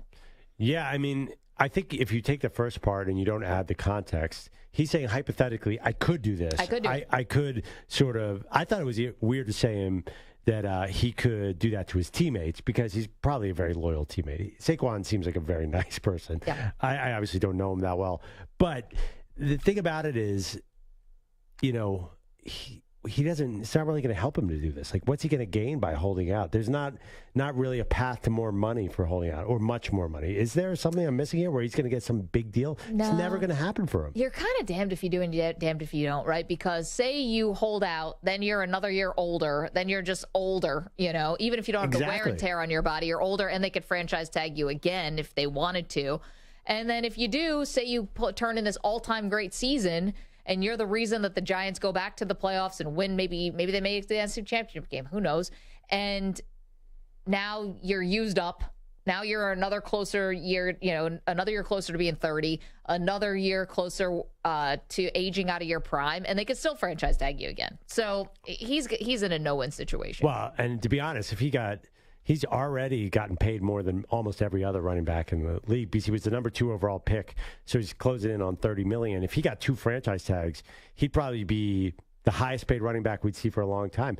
The franchise tag obviously limits the long-term contracts, but Tony Pollard's probably excited to get $10 million. He's getting, he's going to get $7 million more than Dalvin Cook, who's a better running back. So once you get on the open market, there's no guarantee of anything either. Running backs, there's really no way out here. I've been thinking about this a lot over the last 24 hours. I guess all the running backs formed a text thread to come up with a strategy, and all they've come up so far was send some angry tweets.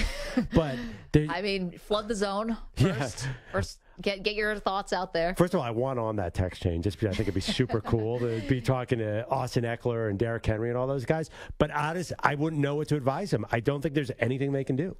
No, right now they're stuck in a really tough spot, and you just brought up such a good point about Dalvin Cook. Yeah. Somebody's got to be, like the Dolphins, whoever it is who's close to signing him. I mean, whatever it is, just throw another $1 million on there. You're getting a bargain. You're getting a steal. But you're not really, though, because Saquon Barkley's not worth anything. None of these running backs are worth anything. Yeah, but I mean, if Saquon Barkley's getting $10 million and Tony Pollard's getting $10 million and Josh Jacobs getting $10 million, if you can get Dalvin Cook for $5 million, I would do it. Yeah. But that's just me. It's not my money. Did we ever put a poll out on our Jordan LeBron debate today? I think there's still time. We did? We're going to, or we have? We already have. Okay. Can you read me what the poll is and the results, please? Very simply, day 3 of MJ versus LeBron. Who was a better teammate? Jordan or LeBron? So far, this is the closest of the 3 polls. We've done a poll every day. And today the poll is 57% Jordan, 43% LeBron, which is actually surprising to me because of all of the topics and all the categories.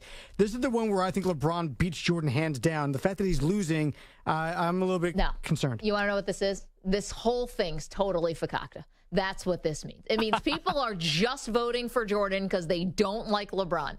This shows it. You guys are all wearing MJ Chicago Bulls red-colored glasses here. Do you know that ESPN did a list at the end of last century ranking every athlete of the entire 20th century, and Michael Jordan was number 1 over Babe Ruth 2. They weren't saying Michael Jordan's number 1 just because we don't like LeBron. LeBron was 14 at the time. No. This has nothing to do with not liking LeBron. This is about honoring the greatest player of all time. Okay. It's not because they don't dislike LeBron. It's because they love Jordan. No, but here's the thing. You are blind if you're also going to say that Jordan was the better teammate. That's totally not true. But nobody thinks you mean like he's more fun to hang out with in the locker room and do TikTok dances with. That's not what we're talking about. LeBron actually passes the ball. Of course, wouldn't you rather? Isn't Jokic now known to be like the number 1 teammate because he always makes the right basketball play and because he passes the ball? That's what all players want. They want to score. They want to see their name in the box scores.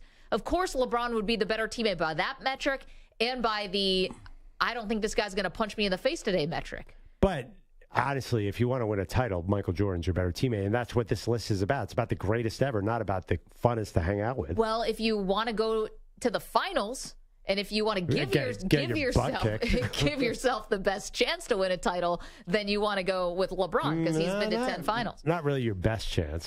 A chance. A good chance. Not really, actually. 4 out of 10, that's 40%. I can't believe Jordan's winning this poll, too.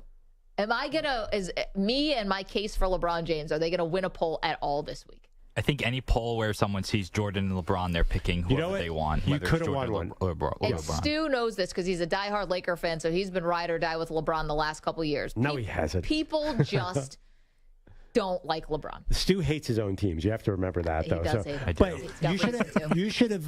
you should have pushed for the category. Just this, kept it simple. Who's a better passer, LeBron or Jordan? No, but we and can't do a whole show on that. That segment would last 30 seconds. Who's a better passer, LeBron? Well, okay, on to Aaron Rodgers. Yeah, I mean, if Jordan wanted to pass, obviously he would have been better. Better facial hair, clearly obviously.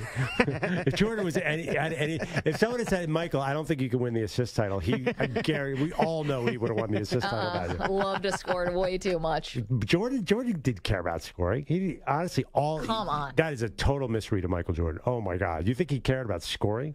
He didn't care about scoring. He cared about W's. All he wanted to walk out of the building with. In fact, he would kill you to win a game, and he never stacked points. Ackerman, weigh in here. Jordan didn't care about scoring. That's just a bold-faced lie. He did well. He did care about scoring, but Andrew is right. He did care about winning. That was and if he was going to have to do it himself to win, then so be it. Yeah, I think LeBron's the same way, by the way. LeBron will adjust his game to help do what the team needs to win. He's always done that. He's gone up and down in every category, depending on who's around him.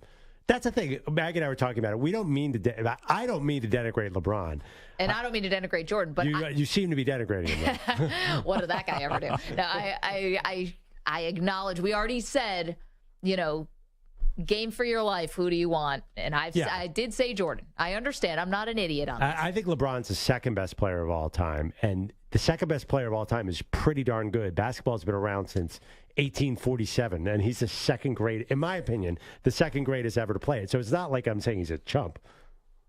No, I know. I just think we're revisiting the case here. Yeah. Issue by issue by issue. Who's a better teammate? Were you really expected to win that poll? I did. I put out a poll, by the way. You put out a poll. What do you got? I put out, do we overrate players just because they're on the Cowboys? Guess what the result? And I knew what the result. And guess all the Philadelphia fans who are big fans of you. 87% said yes, we overrate. Surprise it's that low. That poll is slightly beating our second poll of the day, which said, what's the best way to make a hot dog, boiled or grilled? I'm getting crushed. Yeah, grilled, yeah. 83 to 17%. Honestly, Samter. I'm disappointed in all you baseball fans out there who've eaten those boiled dogs your whole lives. It's very sad for me. I mean, hey, you're sad for us. We don't even think about you. I mean, you're sad for the water dogs. I used to sell those water dogs at Yankee Stadium. I mean, those are the best. This is what it's about. Samter's time as a vendor. Well, I burned my arms selling those things, putting a hot dog into the bun. Now they just have it comes nice and wrapped up for you. Yeah. Back then, I actually had to take a tong, dip it into the boiled water, take out the hot dog, put it onto a bun, wrap it in foil, and hand it to somebody. You're kidding me. Oh, yeah. There was no health code violation back then. That sounds so gross, dude. I was 18 years old handing people hot dogs at a baseball game. You're also like handling money, which is probably the germiest, grossest thing you can touch. Oh, yeah. And then handing somebody food that they put in their mouth. Oh, and don't forget, it's the middle of the summer, and I'm walking around with a 50-pound thing of hot dogs around my neck. Yeah. Yeah, that was great. Do they still do the thing where you pass some money down the row? I feel like they probably have like a QR code at the season. No, you order on your phone now. I know. Well, actually, it sucks. Actually, where you said they order the phone, I actually had to sit up. The Mets tickets they got me were not good recently, and we were kind of passing the food. But I just gave someone those tickets. They're not good. They're not great. Oh, no. Anyway, as a kid in Veterans Stadium, there were about 400 seats and then an exit, so you could get in or out. Remember the old stadiums were impossible? Of course. Yep. So we'd be passing along Mike's dirty hot dog from hand to hand to hand. And the worst is like if you're sitting in that like middle seat and you have to go to the bathroom, you hold it in for 4 innings because you don't want to climb over everybody on the way in and out. No, do you realize how many just like baseball fans just like scratched their butt and then touched your hot dog and then pass it? Gucci Shane on Twitter said, Step 1, open the package of hot dogs. Step 2, throw the package of hot dogs in the trash. Well, that's someone who just doesn't want to be a part of this debate. Yeah. That's fine. 855-212-4CBS, 855-212-4227. Okay, coming up, we do have sound from Patrick Mahomes. What did he say about the Chiefs' chances to repeat as Super Bowl champs? We get to that after this CBS Sports Update with Rich Ackerman.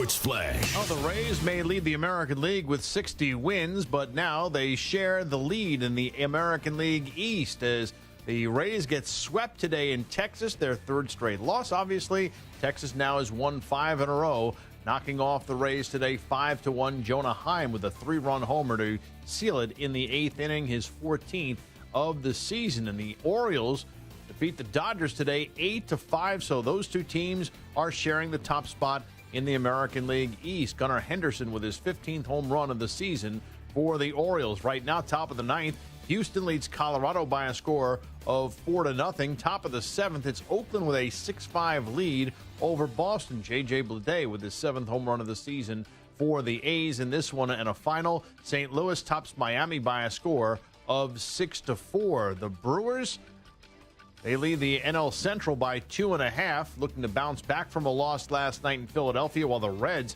have dropped their last 6 and close out a series with the Giants, who have won 7 straight to pull a game and a half, or within a game and a half for the Dodgers, and now have picked up another half game. I'm Rich Ackerman. Looking for CBS Sports Radio online? Your favorite hosts and the best sports content and entertainment are available 24/7 on social media and YouTube, and in the palm of your hand with the free Odyssey app. CBS Sports Radio.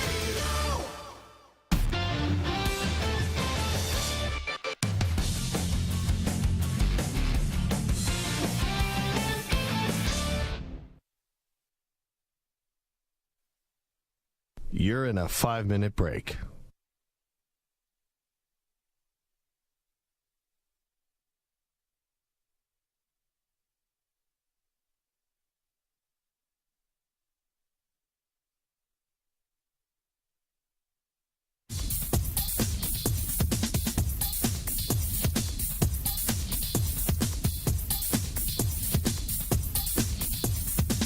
Four minutes, 30 seconds remaining.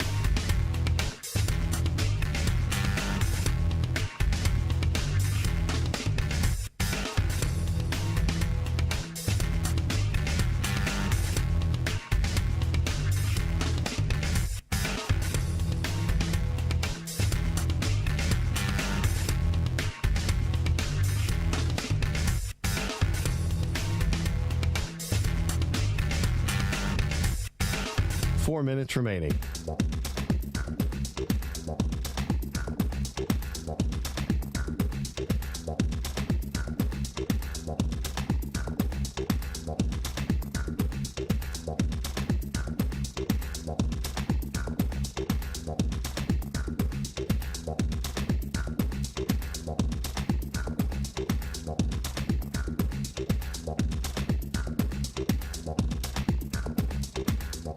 Three minutes, 30 seconds remaining.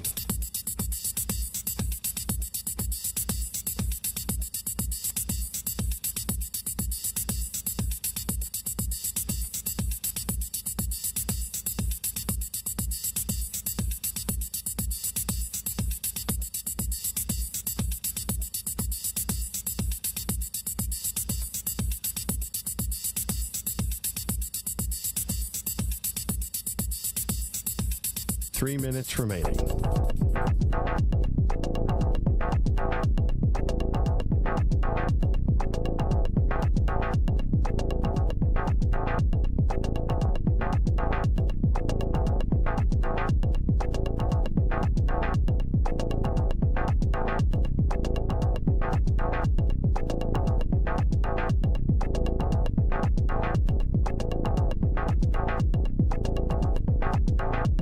Two minutes, 30 seconds remaining.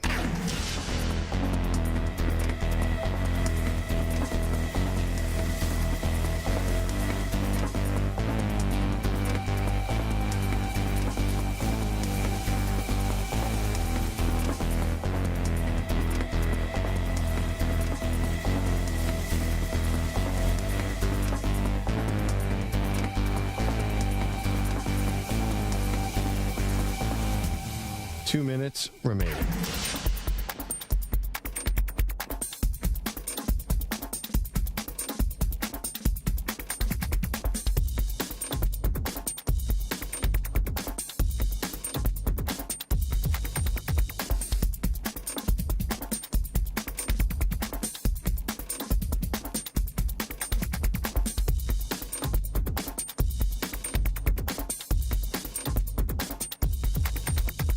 1 minute, 30 seconds remaining.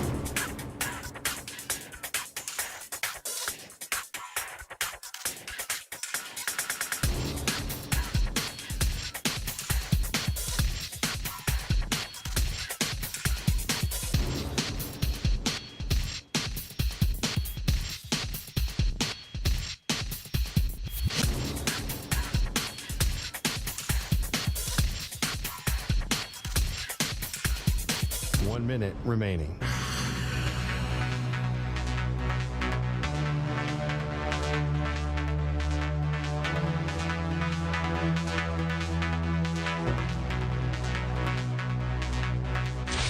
Five seconds remaining.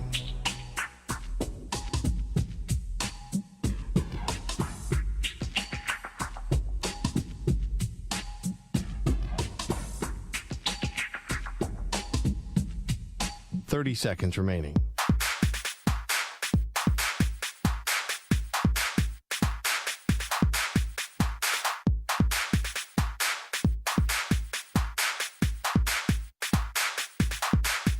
Fifteen seconds.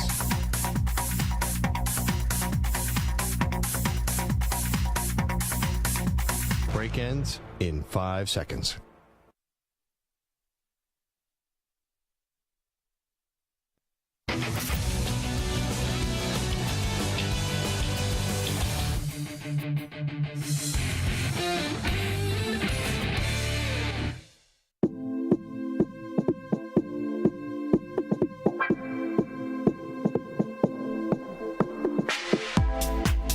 Maggie and Perloff. Club Maggie and Perloff.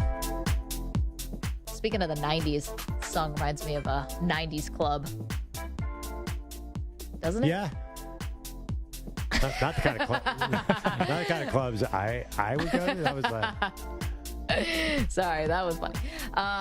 Okay, a lot more to get to here, including Patrick Mahomes, who was talking to, what was he making the rounds on today?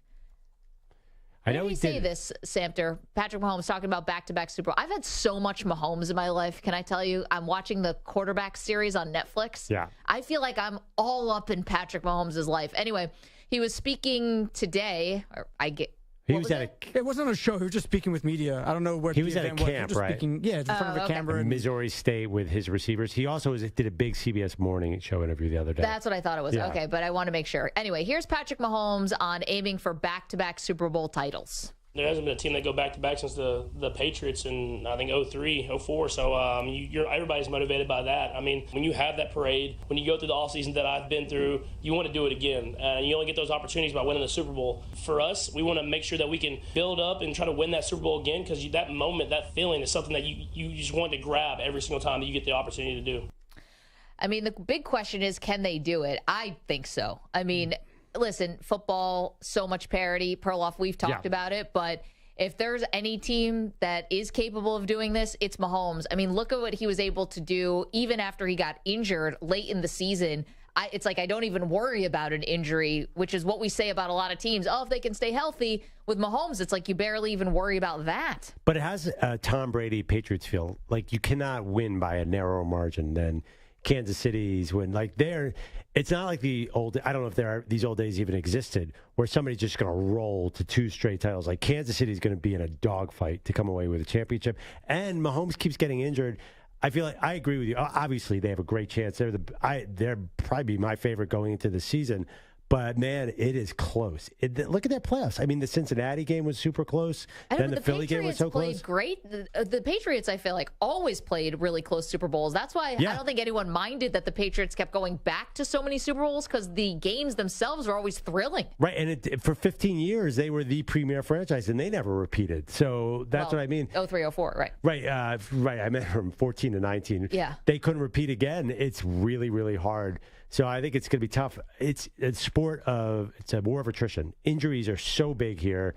That's why it sort of gutted them against Tom Brady's Tampa Bay Buccaneers. They were all injured.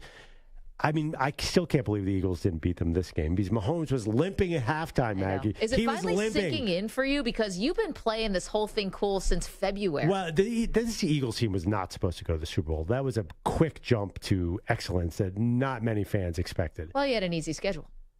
Well, I mean, listen, they won their 2 playoff games by combined 60 points to lead up, and then they had the best team in the league. You played the Giants, and then you played a San Francisco team with no quarterback. No quarterback, and no backup. The Eagles knocked that quarterback out. That's true. And then they basically had the Chiefs 24-14 at half. They had them exactly where they wanted them.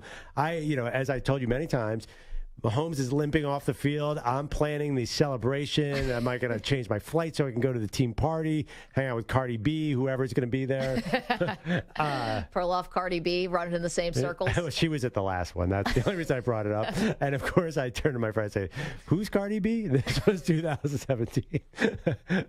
Way to be on top of it. I think Perloff is finally coming to grips with this. Because you've been like, no, it's not bothering me. We weren't supposed to be here. We already won one. I think now, finally, 6 months later, it's starting to come out. No, you're not going to get me here, Maggie. Because once you win one, we won in 17. You just know this is not going to bother me. If say that we had the lead with 13 seconds left in the game and the kicker screwed up. I'm just saying, I think you're finally starting to process all this. And listen, grief takes time. Everyone is on their own timeline here. I think you have not properly mourned the fact that Philadelphia had the Super Bowl right there. And if it wasn't for the James Bradbury pass interference, then you probably would have won. Yeah, but the memories are so fresh from Minnesota when the Eagles did it last time. I think in some of my clothes there's still confetti in there. So let's get to our shot of the day. He shoots! The shot of the day is brought to you by Casamigos Tequila. Casamigos is brought to you by those who drink it. I just want to say a quick congratulations to our pals at Casamigos. Of course, you know about George Clooney and Randy Gerber and Mike Meldman and our pal Lee Einsteidler, who has a racehorse named Casa Creed, who was just racing in the Kelso Perloff, the Kelso Stakes in Saratoga, New York. And Casa Creed won the Kelso Stakes in Saratoga. What a race by this horse and the jockey. I mean, they did such a great job coming from behind to end up blowing away the field. So that was a really, really fun. It's about time those guys caught a break. Casa Creed ran an amazing race, and so that was really, really fun. But our shot of the day is about the fact that we know our phones are listening to us, and the fact that we call our loyal listeners the Weedos means we're getting a lot of ads for weed. Because we talk about the Weedos so much, we're getting all these targeted weed ads because of you guys. Because of y'all. Perloff and I don't get down with that kind of thing. We don't do weed. Don't do weed. How old do I sound? We don't partake. Sound like a narc. Do the pot. I keep on getting marketed pants that aren't quite sweatpants, but are a little bit formal, so you can wear them to work. Oh, they know you're a dad. Yeah. Instagram, I don't even want to tell you what's going on there. They are trying to get me to do Botox so hard. And I'm like, please. I had this Instagram phase where all I was getting was Ben Simmons highlight reels, and there's only 2 of them. So I almost went off the platform. I'm like, this is harassment. I was so sick of it. Yeah. That is harassment. You almost left the platform is a very funny thing. But it's true. All of our targeted ads. Yeah, I know. Would you ever watch a show, especially these daytime sports? I'm not going to say that it's not a young audience, but the ads are all they make you feel like... Yeah, you're talking about daytime TV commercials. Daytime TV, ESPN commercials are often listen. It's is your colostomy 2 bag out of 5 giving you trouble? It's 2 out of 5 are about some form of prostate issue. And then, I watch this are you stuck at home all day? Yes, I am. No, the commercials that always get me, though, I'll watch them no matter what, are the ones where, they can fix a boat with, spray. Oh, yeah, those are great. The adhesives that can break through it. You can't break them. No, you can't. It makes me want to Gorilla Glue and stuff like that. It makes me want to order these things. How many people do you think order them? I always wonder what's a hit rate on those. Do they even still do infomercials? They must, right? In the middle of the night, the Ronco food dehydrator and stuff. Flex Seal. Thank you. Yeah, you could spray the bottom of a boat. Yeah, I order that stuff. It does not work. So you do order those things? Oh yeah, Flex Seal all over the place. Never again. New York City apartment. You're going to need Flex Seal, of course. This is my question. How do you become the spokesperson for those? Like the guy who was chopping Ron Popeil. everything? Oh, that guy, yeah. Slap chop. Slap chop. You got to wear the Madonna mic. I think I'd be great at that. How do I get there? Is this like my agent? I want to become the slap chop guy. Oh, okay. So you want to be one of those guys, not one of those celebrity AARP types. No. I want to be the guy who Joe sprays Namath. the bottom of the boat. Yeah. And just like, and I'm here in a boat. Who's the guy who made millions with that one famous product? He became a huge celebrity. He was the ultimate. Yeah, well, OxyClean. Well, there was Ron Popeil had a bunch in then there was the OxyClean guy. I forget his name. Something Mays. Billy Mays. Billy Mays. Yeah. How do you become what in life prepares you to be that guy? No, it's not Billy Mays. He was a car salesman for a few years first. This guy had a thing that you cleaned a car with. It was yeah, you kind of waxed it on and waxed it off. What's that? The ShamWow. The ShamWow. Yeah, but I think the ShamWow was the same guy as the slap chop guy who became a meth addict or something. Did he? No. He did? And I can't get into this. Clearly, it leads to a life, where you go right down the drain. I don't want to do that. I think you could sell a ShamWow, Maggie. I think I could too, guys, really. I think maybe I should cut a demo reel or something. Just like pretend. Man, there's got to be a documentary film. The ShamWow guy became a meth addict. Vince I would Offer watch was that. his name. His last name was Offer. That's perfect for being a infomercial It's like Brian guy. Cashman being the GM of the Yankees. It just fits too much. Thank you, Mike Samter. Thank you, Stu Kovacs. Thank you to Josh Pate, the Weedos, the Purple Drinkers. We'll see you tomorrow.